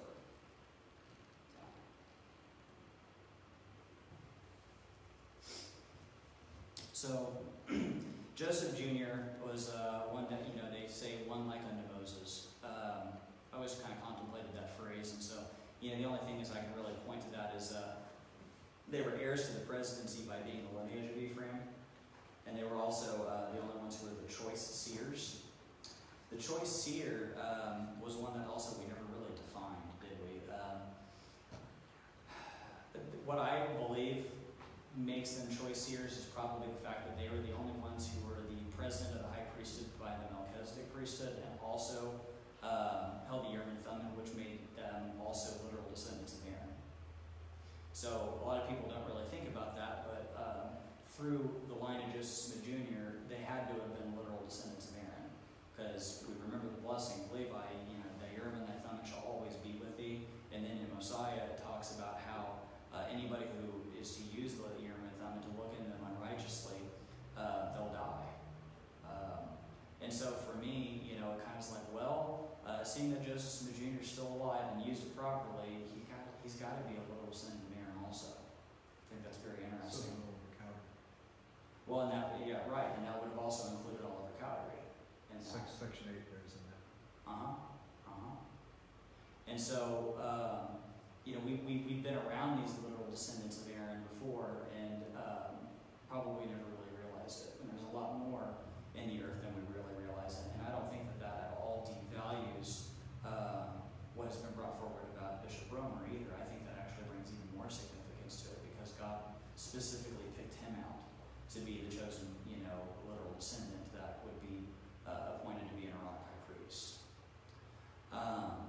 But the interesting thing that I bring up to people is the fact that if this is true, that we have truly designated a literal descendant of Aaron in our church, then that means that if the Urim and Thummim were ever to come back, who would it belong to? Fred or Kevin? It belonged to Kevin. It wouldn't go to Fred. Because it's the true right of the literal descendant of Aaron. It's the Joshua and Eleazar relationship. Exactly. It's the relationship that was happening between Joshua and Eleazar. So we have a restoration of Melchizedek priesthood again, and with that we formally reorganize the house of Ephraim. That is the Melchizedek priesthood. So the president of the high priesthood, he's the leader of that. It's like being the head of the tribe, and the Melchizedek priesthood underneath of him. That is the tribe of Ephraim. And then by extension, all of these Melchizedek priesthood with their families are part of that tribe. Now, in terms of what's being sealed into eternity, like in the book of Revelations, that's a whole different game. Because this is talking about literal descendants versus spiritual inheritors, and so that's another one that, I'm going to be addressing a lot with, like, the patriarchs really soon, is, like the scriptures that about, Kevin, and in the doctrine comes about the literal descendant, it only says that they need to be a literal descendant of Aaron. God can call them to be the tribe of whatever, it doesn't really matter. As long as they were a literal descendant. And so that's why, for instance, Moses, even though it was very clear that him and his brother and his sister were all from, the tribe of Levi, Moses seemed to have gotten the blessing from Ephraim to lead the church, where his brother got the blessing of Levi presidency of the Aaronic priesthood. So back to the comment about Frederick Larson and Kevin Romer. Kevin Romer's been designated as one of the literal descendant of Aaron. If Joseph Smith Jr. was also a literal descendant of Aaron, wouldn't that also make Frederick Niels Larson, because he's a descendant of Joseph Smith Jr.? It would, but the point of the matter that I'm bringing up is the fact that God doesn't really like to put all of his eggs in one basket, it seems. And so Joseph Smith Jr. did not use the Urim and Thummim when he was priesthood at all. It was not by use of a priesthood office that he used the Urim and Thummim. I believe it was by use of the fact that he was a literal son of Aaron. It wasn't until he was almost finished with the Book of Mormon translation when he was even ordained to be a priest. Sure, but And so- the point is just that if Joseph Jr. is a literal descendant of Aaron, by definition, Fred Larson must be also. Right, Because right. he's a descendant of Joseph Smith Right. Jr. Okay. Well, and what we really were just saying was if we're related to everybody, then aren't we all?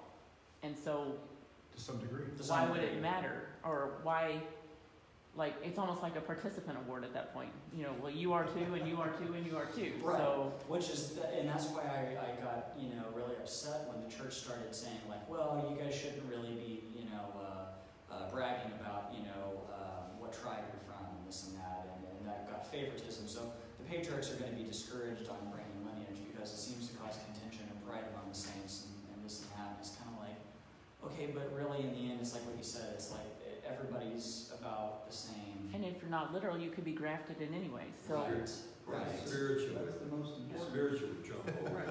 Right. That's the most That's the important. most important, is whether we made a covenant with Christ. Yeah. Exactly. So, whatever God wants to put you into whatever tribe in the end, that's his business. I mean, I don't think we should really, hold one tribe above the other in certain ways.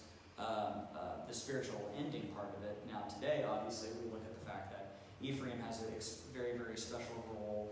Judah does, and so does Levi. Those are the big three when it comes to spiritual gifts. Right, and presidency. Yeah, and presidency. And so, I want to hang Paul sometimes because he talked about, Moses never spoke anything concerning the Melchizedek priesthood for the tribe of Judah, but since, we're all priesthood and so is Christ, then clearly the tribe of Judah has the Melchizedek priesthood. And it's like, Paul, it's not, you missed the point. The point is the fact that, it wasn't, what tribe you were identified as. It was the fact that you guys all are, came from, those tribes as well. Ephraim was the one who had the real, right to the priesthood. And so he kind of missed the boat on that one. He was just kind of making some, offhanded statements because he didn't understand, I thought the priesthood was only Levi, and now we have the tribe of Judah in here. And it's kind of like, it was never the tribe of Judah. The Judah, had a different blessing, but anyways. So, there's three major, covenants that have happened upon the earth that I like to kind of talk about. And I think it's really cool because Galatians 3, within just a few verses, talks about all of them. Moses was mediator of the Old Covenant. It's considered the law of Moses. It's a law of governance. Galatians refers to it as the law of probate. Christ is the mediator of the New Covenant, which is basically the doctrine of salvation as a way of life. Justified by faith is what we would describe it as in Galatians. And then Joseph Smith Jr. mediated, another covenant, the consecration covenant. It was something that had been lost since the time of Enoch, really. I believe that Christ, was doing everything he could to organize a church and teach people about it, but he never really spoke much about it, at least that we have documented. And so Joseph Smith Jr. really was the one who was given, the mission of building Zion. And so we needed this order of Enoch, which has been called many different things in the scriptures, actually, to be reinstituted and retaught. And Galatians refers to that as inheritance by promise. And this is what, fulfills, the parable of the virgins and fulfills, the marriage covenant of Christ and the bride.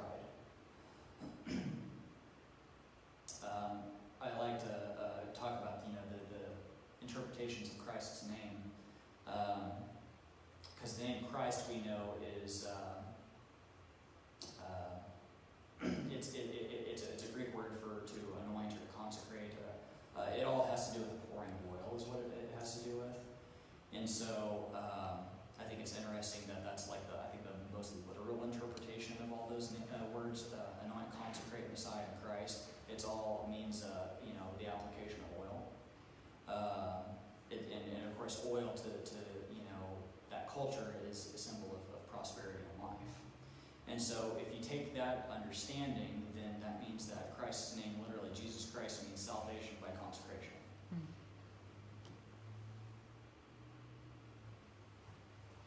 Okay, we're going to switch gears. Is there any questions on the last part? This one should go by a little bit quicker. So I kind of go through and debunk a little bit, and I actually got this from a class that Jim taught. I think up in Geneseo about we got to unlearn some things before we can learn some new ones.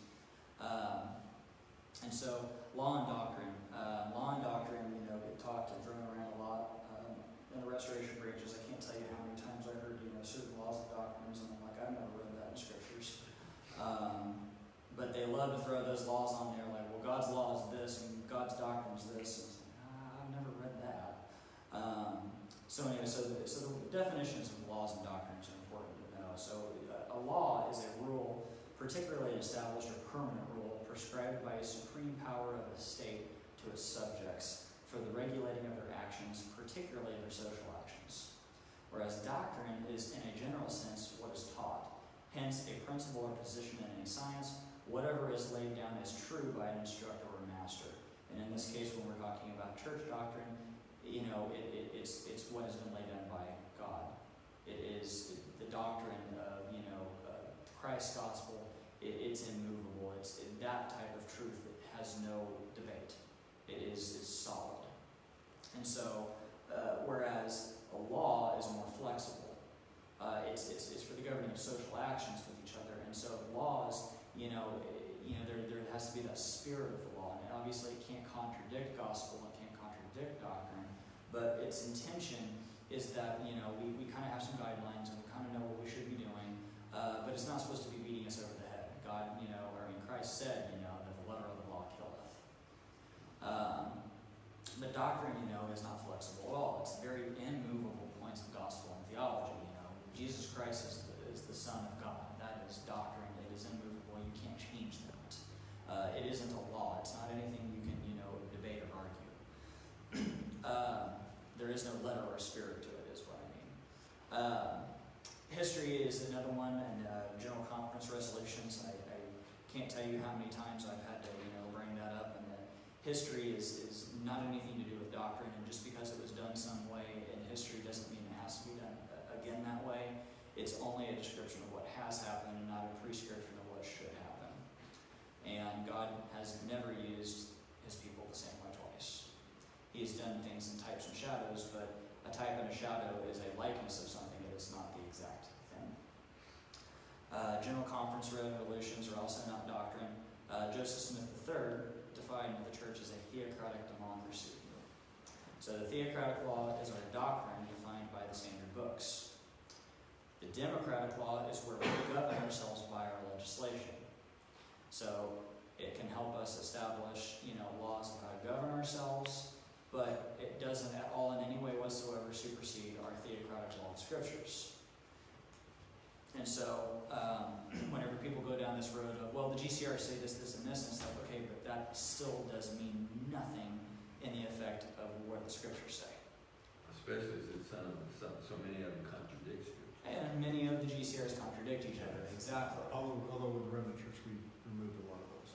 Yeah, we thankfully removed a lot of those.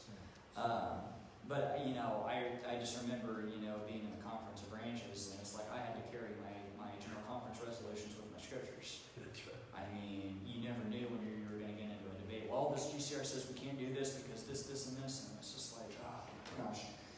When I joined the Remnant, I was able to put that book back on the shelf, so I'm very happy about that.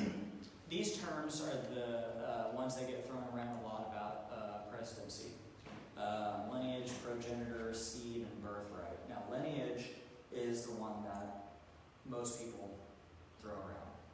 And by lineage, they want to mean something more specific, usually they mean patrilineal, which means a unbreaking line of fathers. But now lineage itself is the only thing that's actually used in Scripture. Patrilineal, matrilineal, they don't exist in Scripture. Lineage just means, descendants from a common progenitor. That's really all it means. Patrilineal is exclusive fathers, and matrilineal is one of those highly debated ones because that's actually what the Jewish people are using today. So your Orthodox Jews follow matrilineal descent. So if your mother was a Jew, you're a Jew, but if your father wasn't, your mother wasn't, then you're not. And so your mother has to be a Jew, otherwise you're not. And I think that was probably just through time, through how many times that Israel had been conquered and scattered and messed up. It was very difficult to know who your father was probably because the men probably were constantly going out and dying. And so it was a lot easier to know who your mother was. That's one of the explanations I have heard as to why they started that. But there are a lot of modern Jews that went back to the Scriptures and they're just kind of like, this whole mother thing is not what God put in place. Actually, it's quite the opposite. Because even whenever a woman marries, she abandons her tribe to join the tribe of her husband. And so, there's a big debate among the Jewish community now about that. I wouldn't say big, but there are some people who have been pointing out the inconsistencies. Progenitor is another one used in Scripture. It just means an ancestor in a direct bloodline, forefather. Seed, just progeny, offspring, children, descendants. Birthright is any right or privilege to which a person is entitled to by birth, which concludes, an estate descendable by law to an heir, or a civil liberty under a free constitution. So a little bit of a wordy definition there. But these are the only ones that you're going to find in Scripture. And so don't let anybody tell you that there's some master Scripture or doctrine out there that, describes perfectly exactly how this works, and it's because it's father to son, and it's not because it says lineage here, or it says progenitor there, and none of these definitions match what they're trying to say. And so we're looking for a rule on how succession works. And it's not just presidency, I might add. It's also, within families as well. It's the rule that's supposed to abide all people of God. And so we know, though, that it involves a concept of birthrights. We've already shown that the Scriptures, really are really heavy on the word birthright, and that's how people obtain certain blessings and certain rights and privileges and land and whatnot. But we know that it's not given father to son directly, so the rule can't be, that. But we also know that it's got to follow a pattern with the examples we've already given. And so if we believe that God, has already led us up to the point we are now, that what role we're going to look at is going to follow what has already happened. And so, in my opinion, succession needs to be made by a law, not a doctrine. Because laws are flexible. Because we know that, things can't always work out in the ideal scenario of father to son, so it needs to be made by some type of law. And so that law would be a set of rules that spirit of the law, not the letter of it, but the spirit of it, would mean that the church would always have proper leadership, or the family would always have a head of household. And so a couple of the ones that I just want to go through real quick that are wrong. One of them is the rule of apostolic succession, and there's two major groups that fall into this. There's the Catholics. They perpetuate the idea that Peter succeeded Christ. We know that that's not right.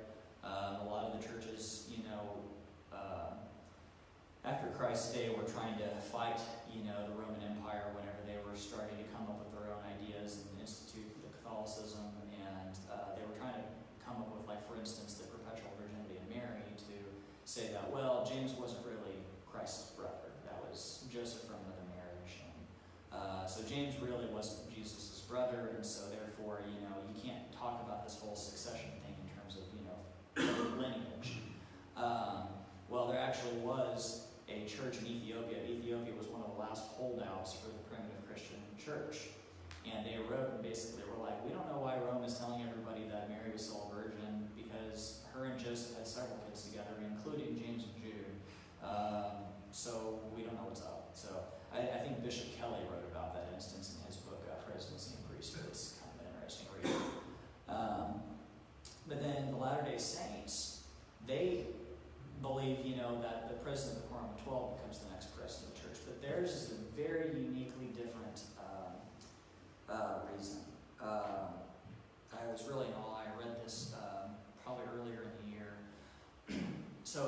it's not that they think that from the beginning of time the apostles were always the ones that succeeded. It actually is something they believe only happened after Joseph. And their reasoning comes from that first conference that happened after Joseph Jr.'s death. When word started to go out, I think Sidney and Brigham both were out of state, supposedly. Brigham was also out of state. Sidney was busy campaigning for Joseph's presidency in Pennsylvania because Sidney was going to be Joseph's running mate. And in order to be a running mate at the time for vice president, the vice president and the president couldn't be from the same state. And so Sidney had moved back to Pennsylvania and established residency there so that they both could run together for the presidency of the United States. So whenever Joseph died, he gets word like weeks later that Joseph had died and starts already hearing rumors of the 12 kind of taking over and deciding they're going to do something. And of course Sidney's like, okay, Hiram and Joseph are both dead. I'm the last member of the first presidency. I got to get back. So he begins his journey back and is already prepared for a fight because he's hearing the rumors. So they have a conference about the time that he gets back. And at the conference, he's already, like I said, he already knows full well, okay, the 12 has this prepared idea to tell the people that the 12 is now going to be the new presidency. And they're going to take care of filling that, that quorum themselves. And so Sidney gets up there and makes a heartfelt speech and like, look, I'm the last member of the first presidency, not necessarily saying I have to be the president, but I at least have the authority right now. And we need to kind of draw things in, not do anything stupid. And I think he more or less suggests, we need to take this back to the Lord and pray and decide where we need to go from here.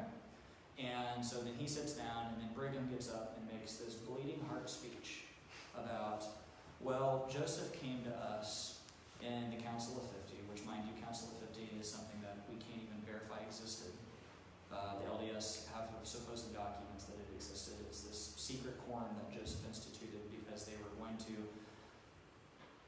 move, I think it was Sidney Reagan to be president of the church, and Joseph was going to then become the king of the world. And I'm not exaggerating that at all.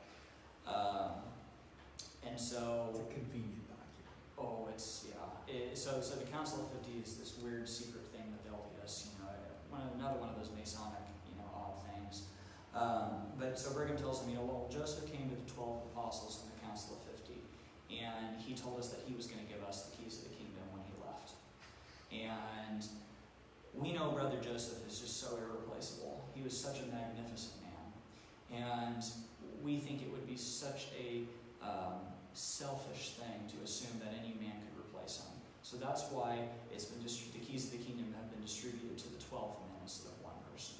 And so anybody to suggest otherwise would just be so, power hungry and selfish and blah, blah, blah. So he makes this whole thing to stack the deck, emotionally up against Sidney and the rest of the saints who were like, oh, this is ridiculous. And so Sidney, dumbfounded by this, reasoning, turns to one of the other apostles. I can't remember if it was Parley or if it was Joseph Love. No, not Joseph Love. W.W. Phelps. I think it was W.W. Phelps. And he's just like, help me out here. This is wrong. I need somebody else to make some sense because I can't stand on this on my own. And so W.W. Phelps gets up there and then stabs him right in the back and backs up Brigham. And Sidney gets no reply or rebuttal to the argument. The conference ends up breaking up. Sidney goes back to Pennsylvania and tries to start his church while the apostles take over everything. And so the logic of why the apostles are the presidency is simply that Joseph was too great of a guy, we can't replace him. That's why. But they ignore, I think it's section 87, that says that the keys of the kingdom will never depart from Joseph. And so, Oops. it's one of those arguments I've gotten into with LDS people, and it's just, no, he can do what he wants. Oh, so God can change his mind. Okay. So, that's the reasoning for that. All this just comes from big misunderstandings. The Catholics, they ignore the fact that, the Romans went and martyred all of the successors, succession of Christ. Those men I showed you earlier, Jesus, James, Simeon, and Judas Justus, all of them were martyred by the Roman Empire. If lineage wasn't the proper mechanism, then why did they bother murdering all of them? It made no sense, because they made sure they murdered everybody in that family. Nobody was left alive to succeed. So that's why, after Judas Justus died, there was nobody else. Nobody else took it.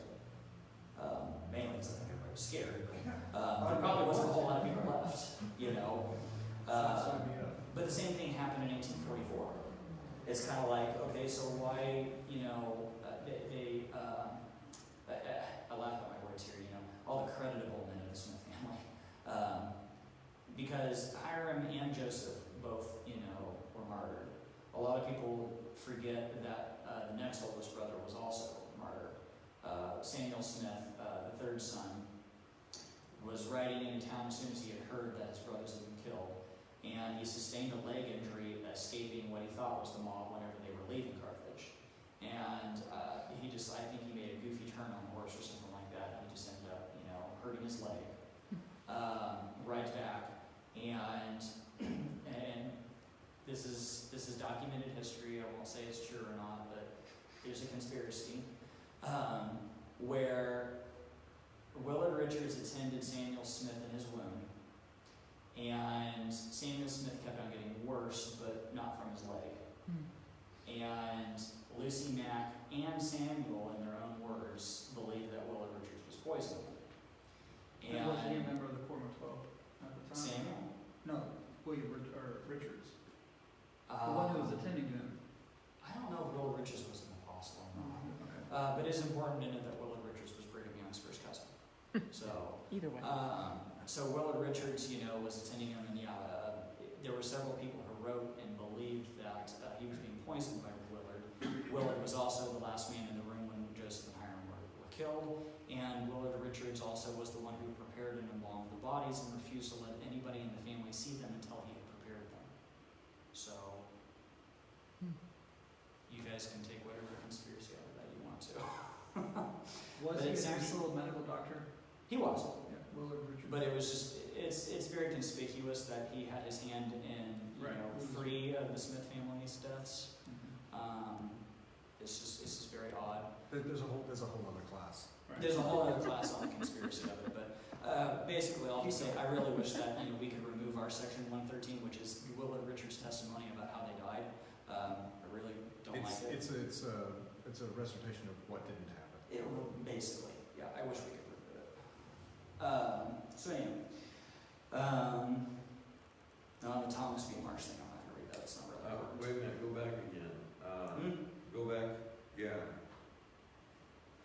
You have, this also happened in 1844 to all the credible men of the Smith family? Yeah, that's what I was talking about, was Samuel Smith also. Joseph, Hiram, Samuel, they all were martyred. So you're talking about Samuel Smith family, not Joseph Smith family?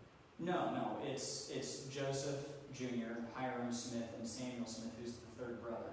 There were 4 brothers. He's leaving William out. When he says that, he's leaving William out because William wasn't very proud. And William Trice. Yeah. Yes, So but- it's a separate thing. But you have Joseph III, and then Fred M. and Israel A. and all them that are left. No, I'm talking about the 1844 crisis. I'm just talking purely about the takeover. I'm not talking about what could happen later. I'm just talking about the fact that we're looking at, okay, well, if the apostles were the ones who were supposed to succeed, then why was it that Well, I appeared, understand that. why did it appear like everybody else was Okay, being I rooted out? understand that sentence was just confusing. Yeah, Like, the sentence ended at that time. yeah. Yeah, just the brothers. It was just the credible men who were able to take it at the time, because Joseph Smith III was Well, with young. that explanation, the sentence makes sense. Yeah, he was way too young. So this is doctrine of lineage, which is really patrilineal descent, is what it is. Doctrine of lineage is something that gets perpetuated by the Restoration branches. It is, once I told you before, doctrine of lineage, doctrine would mean, something very strong. it really needs to be a law. So doctrine, really means that you got to start asking some hard questions then, because Joseph Smith Jr., would be called into great question if it was a doctrine of lineage, because Joseph didn't get the presidency from his father, and he didn't get it from his father. And, you go back to Jesus Christ, and Jesus Christ didn't have children. And so, how could Joseph get it in an unbreaking line of fathers from Christ, who very obviously did not get it in an unbreaking line from Moses either? And so, it's very clear that their lineages of Ephraim were the more important thing here. It wasn't having to do with, father to son exclusivity. And so, the doctrine of lineages just kind of falls apart so easily whenever you ask the basic questions. It's a tradition, is what it is. It's confused with something called the tradition of the elders. Joseph Smith III put that in his letter of instruction. But what he said about the tradition of the elders was when he was appointing Fred to be his successor, what he said is, I'm appointing my oldest son, Frederick Madison Smith, by revelation to be the, succession of the presidency of the high priesthood. And what he says was, it seems to be in keeping with the tradition of the elders. He wasn't saying, I know what the tradition of the elders is and I'm following it to the T. He was just saying, I know there's something out there with some birthright concept, but I don't really know how it works and operates. I'm just telling you it seems to be in keeping with it. But some people take it further and they think that this tradition of the elders is some type of doctrine. And it's not. It literally is face value, it's a tradition. There's no foundation for any of that in the scriptures. And the phrase, though, originated from a paper called A Word of Consolation to the Scattered Saints. It was a publication that was put out in 1853 by Jason Briggs. The conference in 1853 was the one that authorized him to write it. And so the document it's a very well-written document. It's not a bad document at all, but the restoration branches tend to take it and kind of make the wrong conclusions out of it. What the document was intended to do was to show what succession was kind of really about. And so they kind of take you through succession in the Book of Mormon and how, people inherited the priesthood and also the plagues, and kind of took you through stuff. And they were showing that, look, it's not apostles, it's family. And the problem is while they make a very good case on why birthrights are important, they don't make the direct correlation to presidency. Because it really was just talking about, like I said, in the Book of Mormon, and they didn't have a first presidency in the Book of Mormon. And so people take that a little too seriously when it comes to presidency, and they say, see, this is justification for father to son, blah, blah, blah. But even in that document, it doesn't make that case. So this tradition of the elders came from that document that Jason Briggs and I think Zenas Gurley had a hand in writing it as well. But the most important part is that if doctrine were by, or succession were by doctrine, there would be literally zero hope for us. Because if it's father to son, and we got down to Wally B, there's no hope left. There's nothing we can do. It's already done, it's over with, end of story. And so, that's obviously not where we're at. And so, the law of inheritance is what I personally believe is, and is my testimony, is the true law. And one last little thing here about how the blessings and birthrights are tied. It's kind of cool because in the Hebrew language, if a word is an anagram of another word, it means that those words have some type of deep spiritual connection to each other. And so the words Barakah and Bakora, which the words mean birthright and firstborn, are anagrams of each other in their language. And so to me, it really is a further evidence that those spiritual blessings are also tied to temporal birthrights, that they're one and the same thing. And they're passed on to this firstborn, or this birthright heir. Now that I have read enough of the scriptures as I have, it just seems absurd to me to assume that inheritance in the scriptures is only referring to land and property. It clearly wasn't. It clearly Esau wasn't. and Jacob. Right. But that's what a lot of the critics, would argue about this type of stuff, is that, well, that's just talking about land, that's just how they find an heir for their land. And it's like, no, it's much more not, pass on our priesthood, and some of the gifts and talents God has given us to our children? Do we not, all these spiritual blessings that God has given us, for prosperity, is that not being passed on? And so, my little definition for it is, for the law of inheritance, is that it is a rule that ensures that a man's property, position as head of the family, covenants, blessings, are protected in passing it to a rightful heir, which is known as the firstborn. And that law's primary concern is determining who the heir should be, and it contains many of those flexible points in the law, like I said, to ensure that there always should be an heir. There is no gap in the law, in terms of, well, I guess we're just going to abandon things. It makes sure that there always is a backup plan. And it's important to note also that the law is descriptive more than it is prescriptive. There's always the most appropriate choice for an heir, and that should be presumed. But history shows us that that rarely happens, and so we have to be very attuned to the Spirit. That the Spirit also validates that this law in every step of the way. So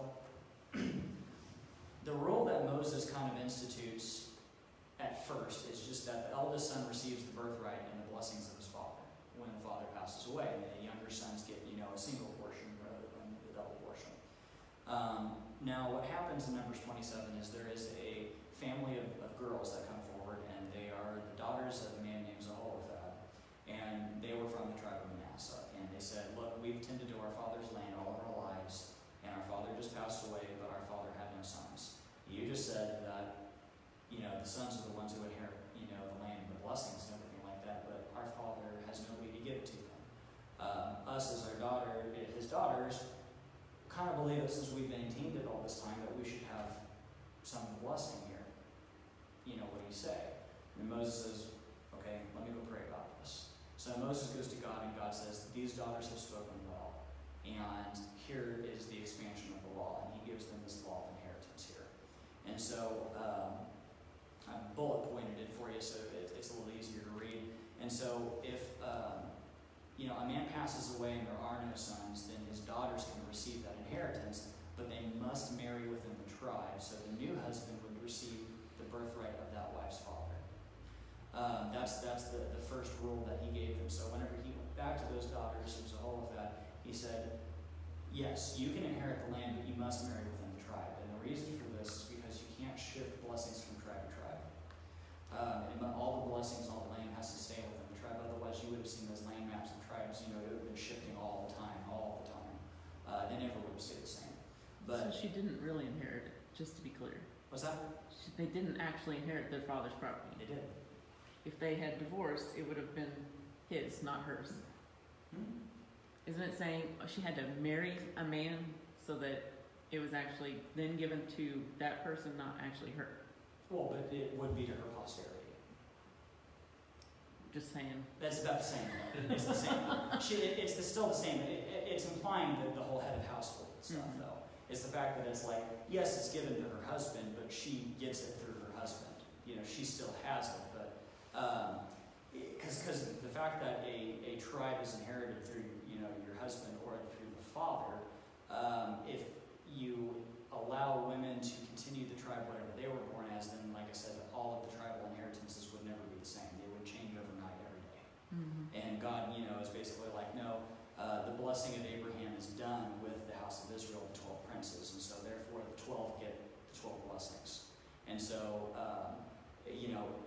everybody who fits into each tribe can shift however they need to, but that tribe isn't going to shift and take over another tribe or whatnot, because otherwise you probably end up with almost no tribes in the end. You'd end up with maybe just a couple of them, whoever was the most successful in the end.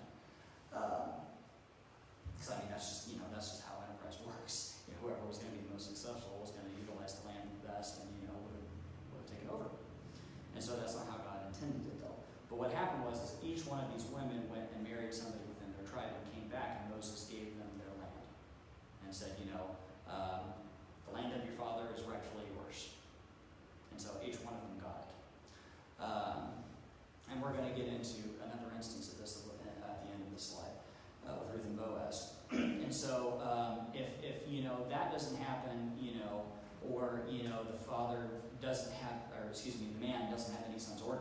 give it to, the man's brother's going to receive the inheritance. If there's no brothers, then the father's brothers can be included in there. And then after that point, it goes to him to the next kinsman in the family. And I already mentioned kinsman as the goel, means to redeem.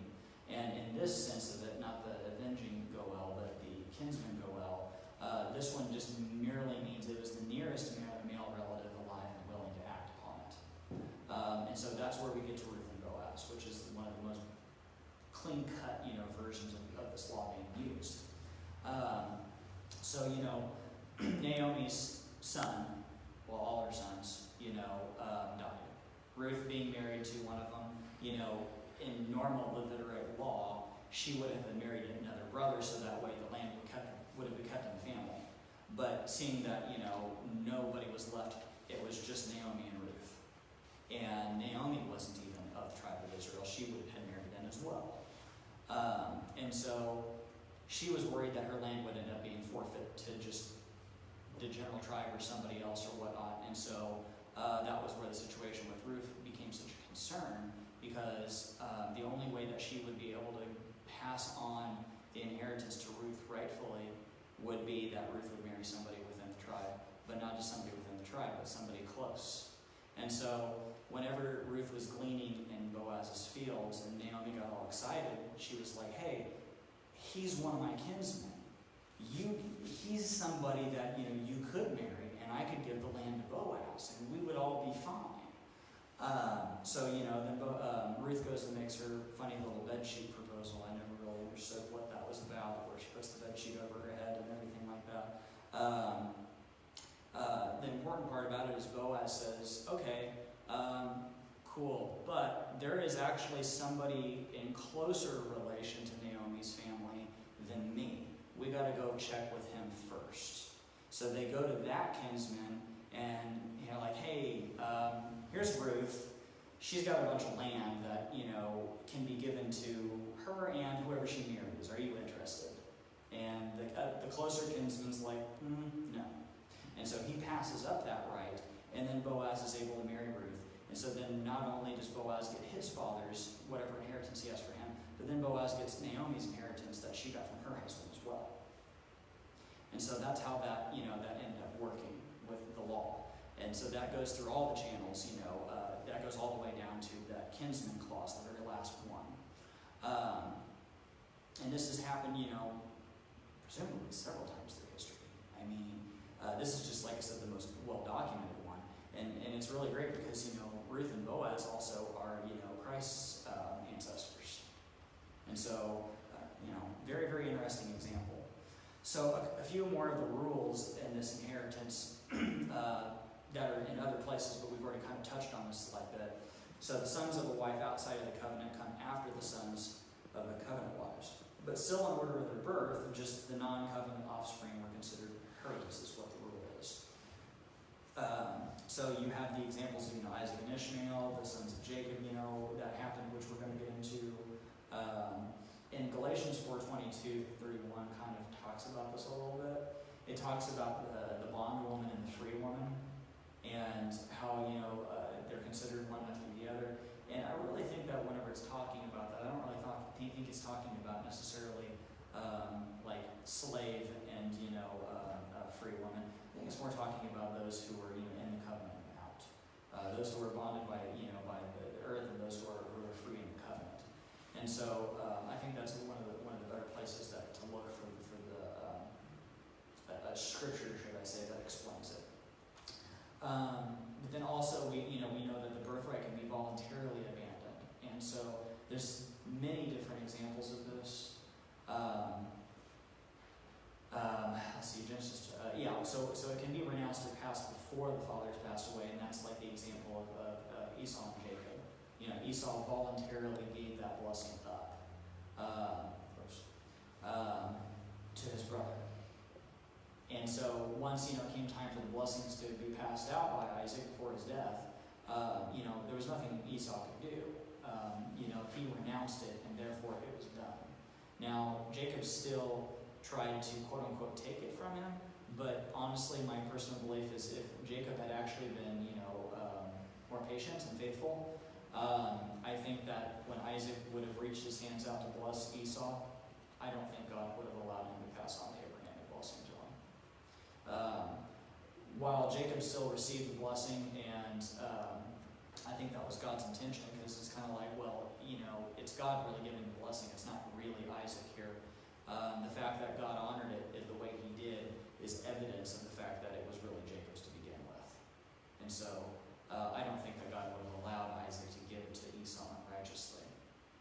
Another thing is that it can be forfeit after already claiming inheritance, and that is considering squandering your birthright. The prodigal son is the best example of that one.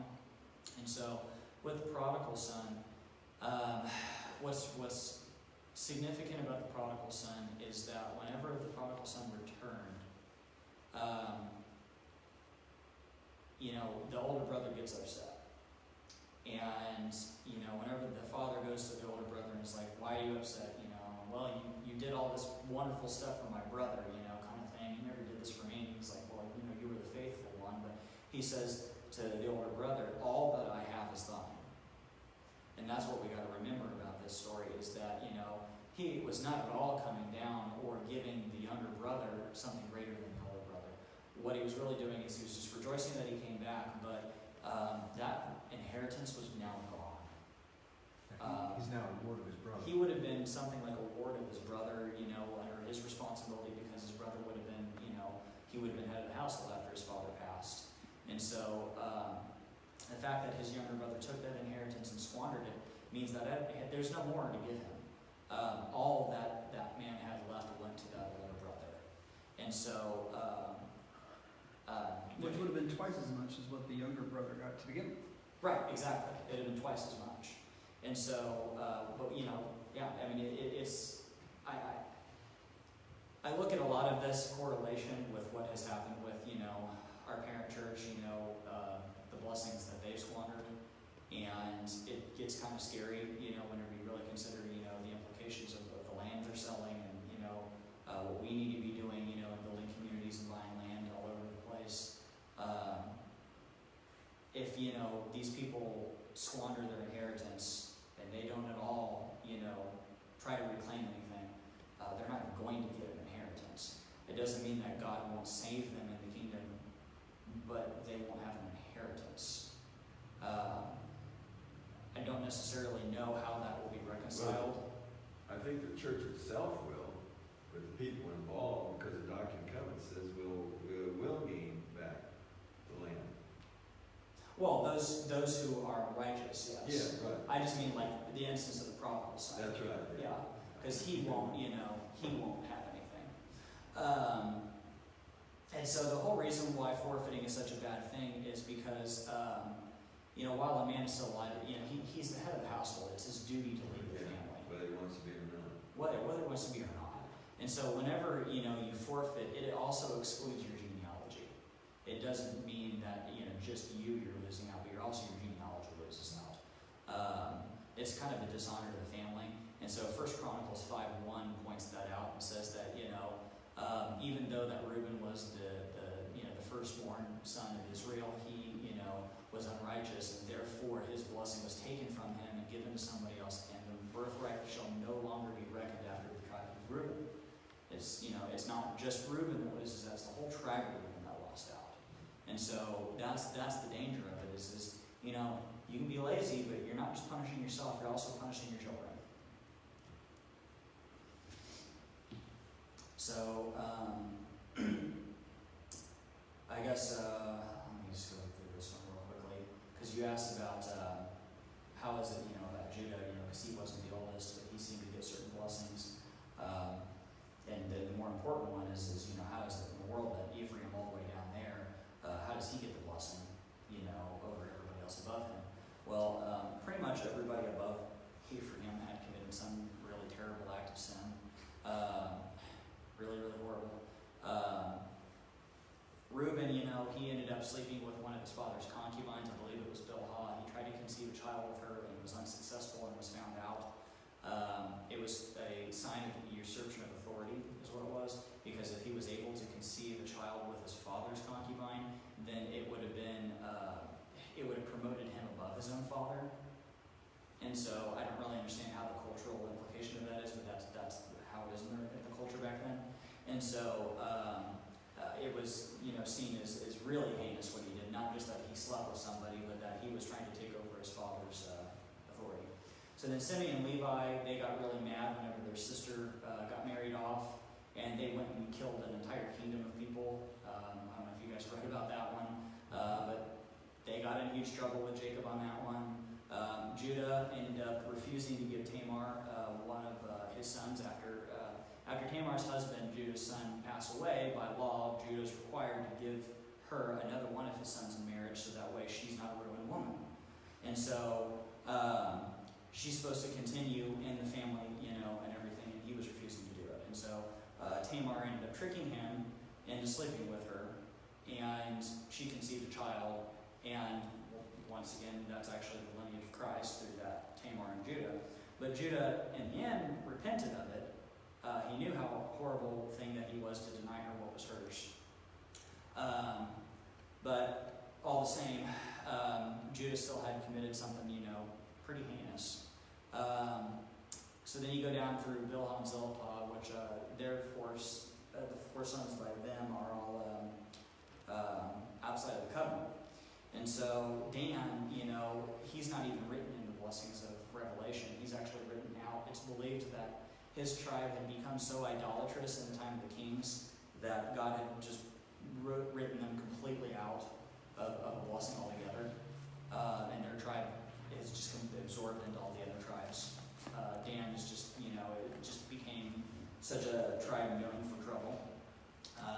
Not much is known about some of these other ones formally, like Naphtali, Gad, Asher. The tribes themselves, but not the people.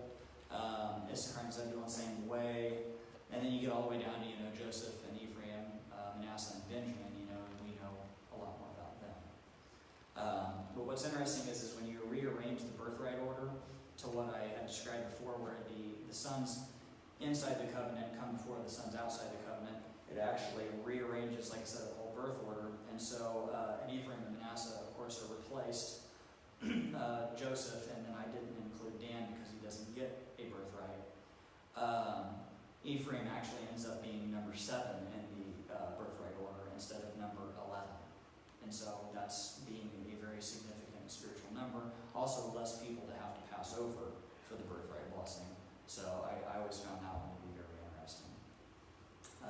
So the last rule of the law of inheritance is that no one can take away the inheritance from an older and give it to a younger out of favoritism. In fact, in Deuteronomy, it actually it really, really condemns parents who decide to give it to their favorite son. And they actually, say that the only way you could do that is if there's a case of great transgression.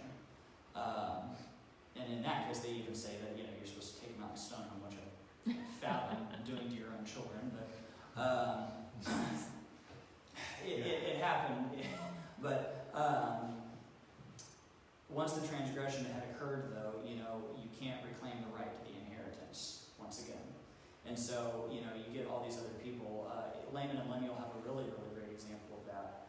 Because whenever Laman was beating Nephi over the situation with the plates, the angel who appeared says, don't you know that I have made your younger brother a ruler over you because of your unrighteousness? And so that is one, right there, it was taken away from those older brothers and given to the younger brother.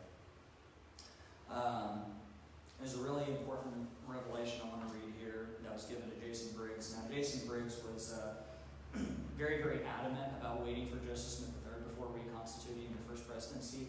Him and Zenas Gurley got into a huge fight over that because Zenas Gurley was like, look, I don't see Joseph anywhere. I think we should just go ahead and take care of it.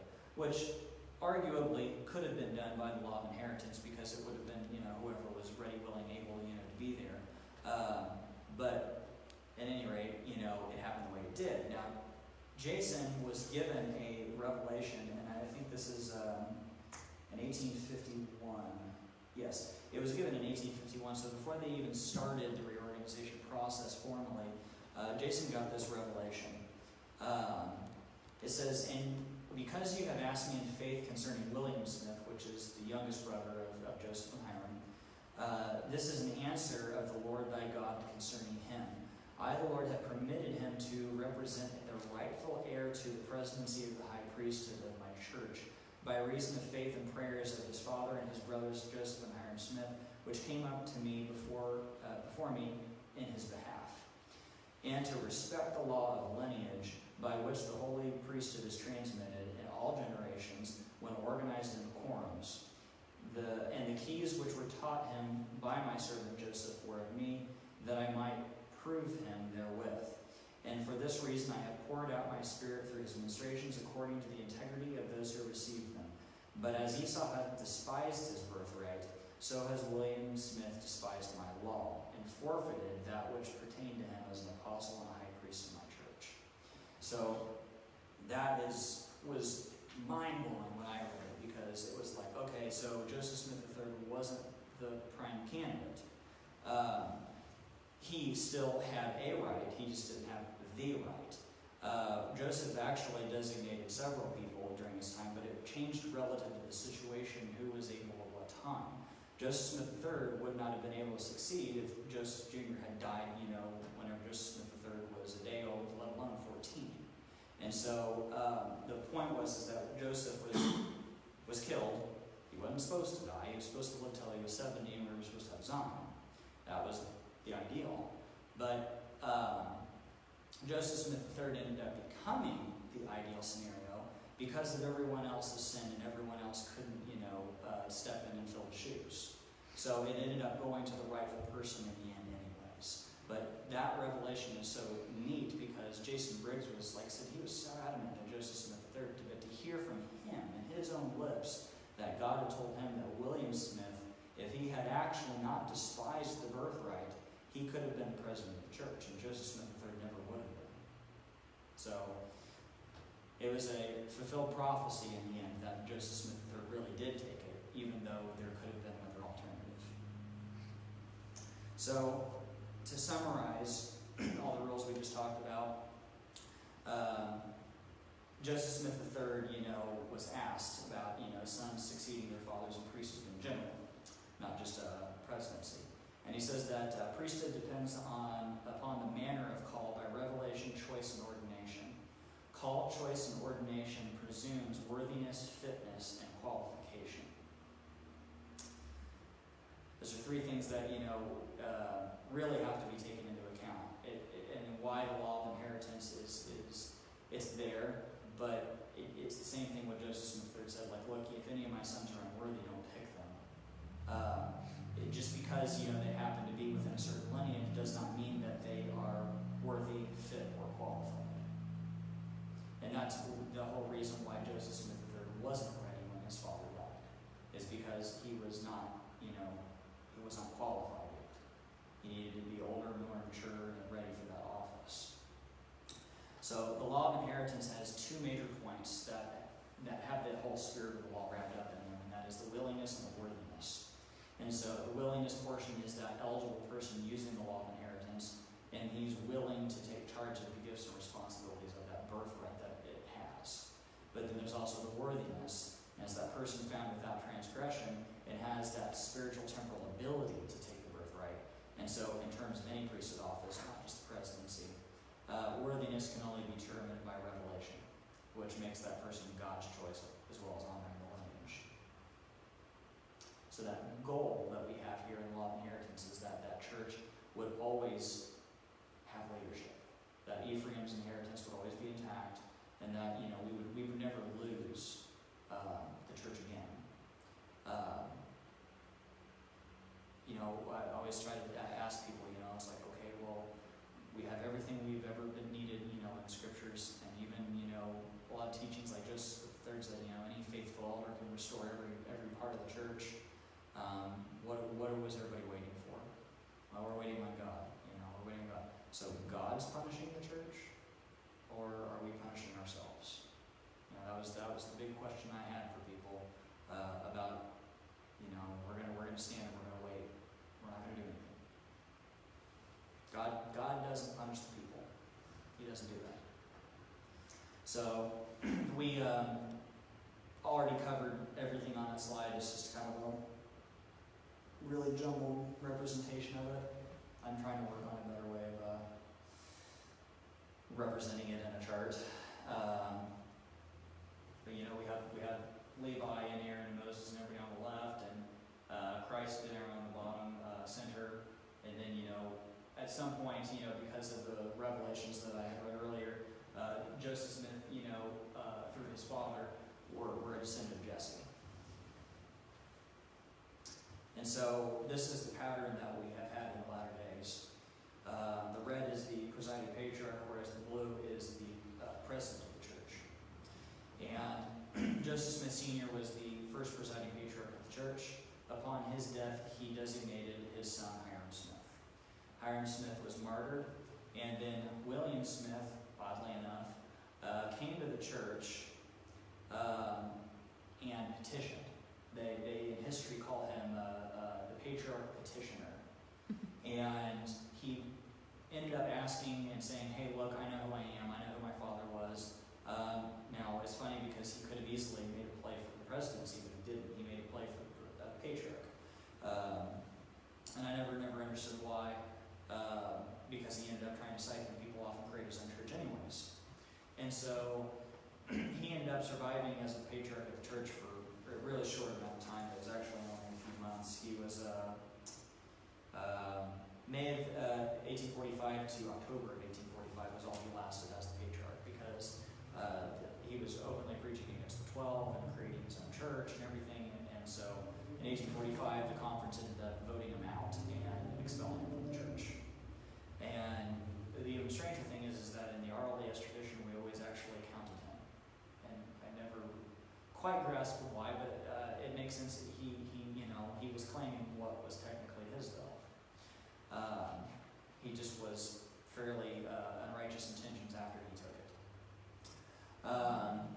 After that, you have Alexander Hale Smith, who is the presiding patriarch of the church, because Hiram Smith's family and Samuel Smith's family all ended up moving out west to Utah.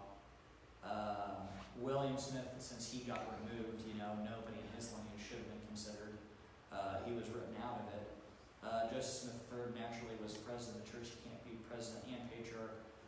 Then at the time, Frederick Granger William Smith had already passed away in 1862. He couldn't have been. So the next brother was the next presiding patriarch, Alexander Hale Smith.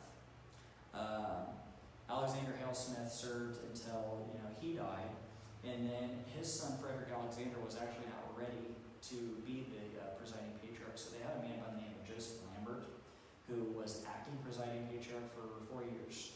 It was between 1909 and 1913. And eventually, Frederick Alexander was named in Revelation, and he replaced Joseph Lambert as presiding patriarch of the church. He served until 1938, and in 1938, Revelation removed him. I'm not entirely sure why.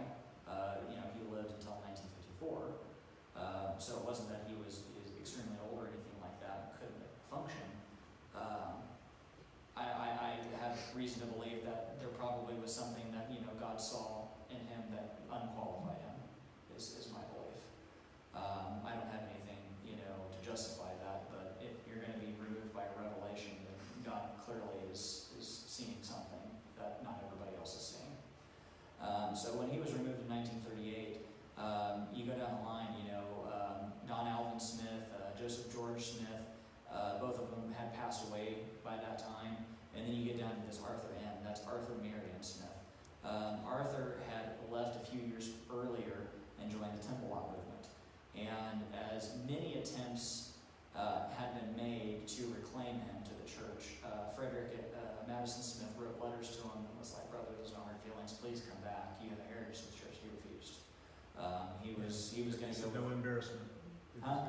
No embarrassment. We can take him. Yeah, he told him there's no embarrassment. We'll take you back. And he refused. And so he stayed with the Temple Law movement. And so that takes out all of the descendants of Alexander Hale as qualifiers. So that's why it ended up jumping over to Albert A, going right along with this law of inheritance. And so Albert A was the next kinsman that was able to even take such a calling. Now, Elbert A. would, naturally has a lot of controversy surrounding his, resigning from the call. He was removed by revelation, and what was that, 58? Yeah, 58. A lot of people believe that his son, Lynn Smith, was cheated out of it and whatnot. The fact that he resigned, though, Albert A. did, is really kind of a sticky situation because, you can't really resign that. Nobody had resigned, a position like that before. And as we talked about with birthright law, resigning your birthright is a very serious thing. And so even though Albert A. lived like another year, he resigned it early. If he really wanted to secure that position for his son, he should have served until he died. Speaking of the LDS Church, they used to have the presiding patriarch up until just a few years ago. They had a literal descendant of the Smith family as well. They followed that for the patriarch, just not the presidency. And there actually was a man by the name of Eldred Smith who was, I believe, a descendant of Hiram. He was the oldest man in Utah when he died. He was the last presiding patriarch. But they put him into emeritus status in 1979. And he served in presiding patriarch emeritus from 1979 to I think it was 2014 or something like that when he died. Yep. And so, like I said, they retired him but never replaced him even from then. But the interesting thing about why they didn't replace him is because they said that they're very uncomfortable with an inherited call. In the LDS tradition, the presiding patriarch is viewed as an equal spiritual authority, if not greater than the apostles, because they misunderstand whenever Hiram Smith was put in the presidency. It was said that he was a prophet, seer, revelator, and translator, and they think that means that all the presiding patriarchs are prophet, seer, revelator, translators. And so they think that, so they got really, scared of continuing that calling, and so the presiding patriarch in the LDS Church no longer exists. Interesting fact. Fred actually was decent friends with Eldred. He actually went out to Utah and stayed in his home a few times, and so I heard a lot of really great things about Eldred actually. But his son is, he's in his 80s, and he's like, no, I'm not even interested in it anyways. So on the president's side, that one's obviously a lot easier to talk about. Joseph Jr. gave it to his oldest son, Joseph III, who gave it to his oldest son, Frederick Madison. When he passed away, it ended up going to Israel A. Smith. It should have gone to Donald Carlos, but Donald Carlos had some issues in the church. There were a lot of very, very obvious things to everybody who knew him, that he was unqualified for such a position. And so it was very easily passed over him. So when Israel A. died in 58, though, his next brother, Hale Washington Smith, he had already passed away 2 years earlier, so he couldn't be considered. Richard Clark Smith, I heard that he was kind of, he was active, but he wasn't like a go-getter in the church. He wasn't really somebody who would have been qualified for the presidency in any way. So the next person who was even around and able and willing was William Wallace. That it just ended up kind of coming down to him. But William Wallace, ended up resigning, and that's, the big part. And so it's my belief in my testimony that, because of his resignation, that he had no right to give the presidency to his son. Wally B. Smith was the president that never should have been. And so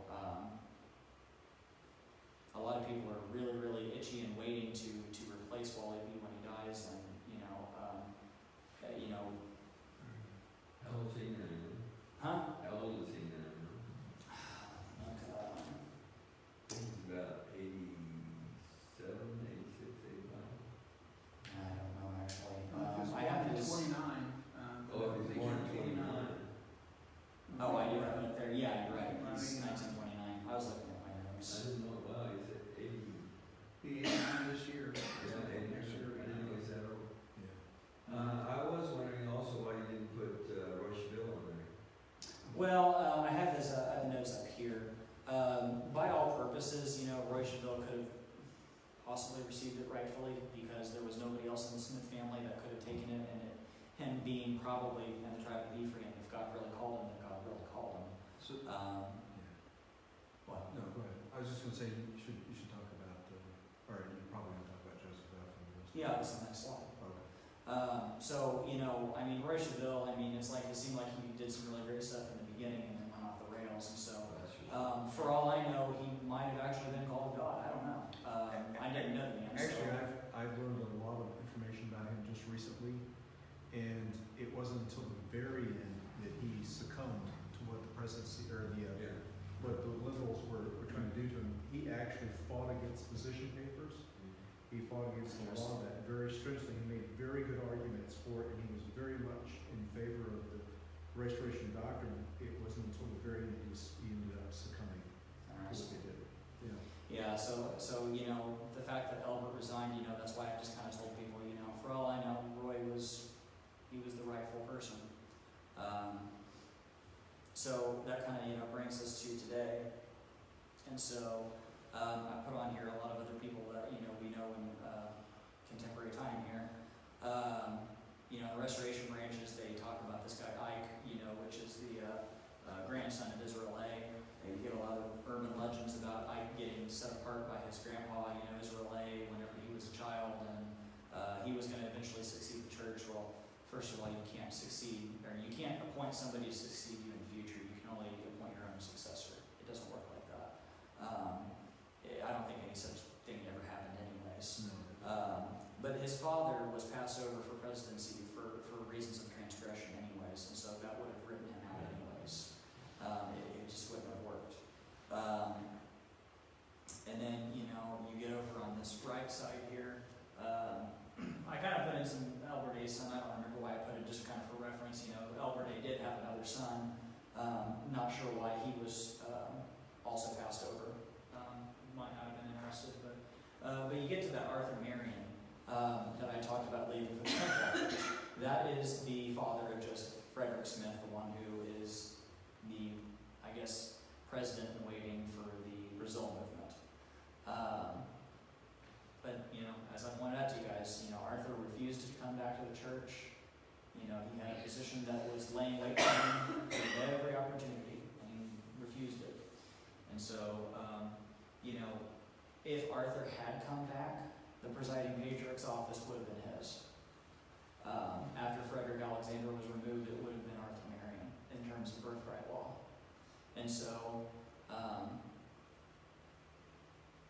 you know, even if Joseph F., you know, was, or Arthur Marion had come back and been in that position or whatnot, he could have passed, you know, the presiding patriarch position to Joseph F. But that once again kind of supposes a lot of things about his qualifications, and as well as Joseph F. That's where we're at with the other groups. And then of course, you know, here over in this upper left cluster here, you know, we get Frederick M. And Frederick M. had, you know, two daughters. He had Alice and Lois. And our president, Frederick Larson, is the son of Lois and Ed Larson. What's interesting is whenever you follow this understanding, you've got, you know, the four sons of Joseph Smith and Jr. up here. You got Fred, you know, Joseph III, Alexander Hale, and David Hiram. Of all the living descendants that were around, Fred Larson is one of the oldest. Because you even consider the fact that Fred Larson is on a lower, he's a generation below Wally B, and they're almost the same age. That's how much older he is. And so when you're talking about eldest, you know, kinsman, you know, he fits that description.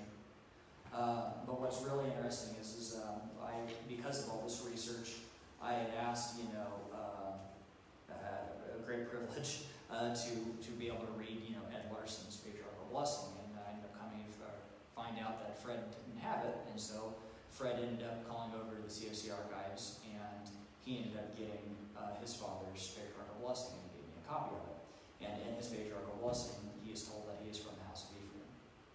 And so, seeing that, you know, obviously the house of Joseph Smith, you know, was all from the tribe of Ephraim, and then Ed Larson also came from the house of Ephraim. That would have been that whole marrying within the tribe, and so that actually would have given Fred Larson more of a right than any other descendant had. It blows the kinsman thing out. The kinsman's the last, clause of the law. The marrying within the tribe was the first. And so this gave Fred Larson, more of a right than anybody. I thought it went from kinsman to the tribe, so there's no nearest kinsman, then everything defaults to the tribe. The nearest kinsman is the last rule. If a daughter marries within the tribe, that's the first rule. Right. Okay, so I see what you're saying. Yeah. I'm just saying he has more of a right than a kinsman would. Right.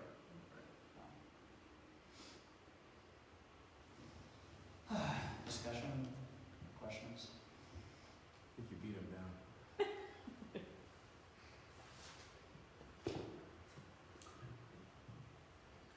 It's a very good class. Yeah, it's good. It's great Lot of information. I know it's Insert obviously research. In fact, it's better than you gave it down Devon Park. Well, because you guys helped me work on most of I it. know.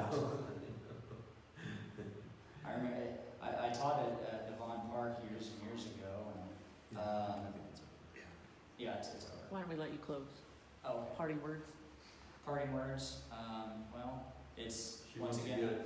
get on our video, parting words for the Parting video. words. Parting words. Everybody asks, well, where are we going from here? Kind of thing. And it's like, well, it's up to the Lord at this point. As I've said before, we've got numerous people from the tribe of Ephraim that God can choose from. Some type of kinsman is out there somewhere, in the church. Presumably, God's going to use somebody that that Fred, already has in mind, and God has been working with him on. And it's not going to be some stranger, that just walks in off the street. Because that's, that was the danger with Joseph III. He was somebody that was familiar. He was somebody that, they knew. He was somebody who was qualified. And so, we're just praying that, Fred would listen to the Spirit, and that he would, receive the revelation for his successor. And so, but as far as, this class telling us what the future holds, it doesn't.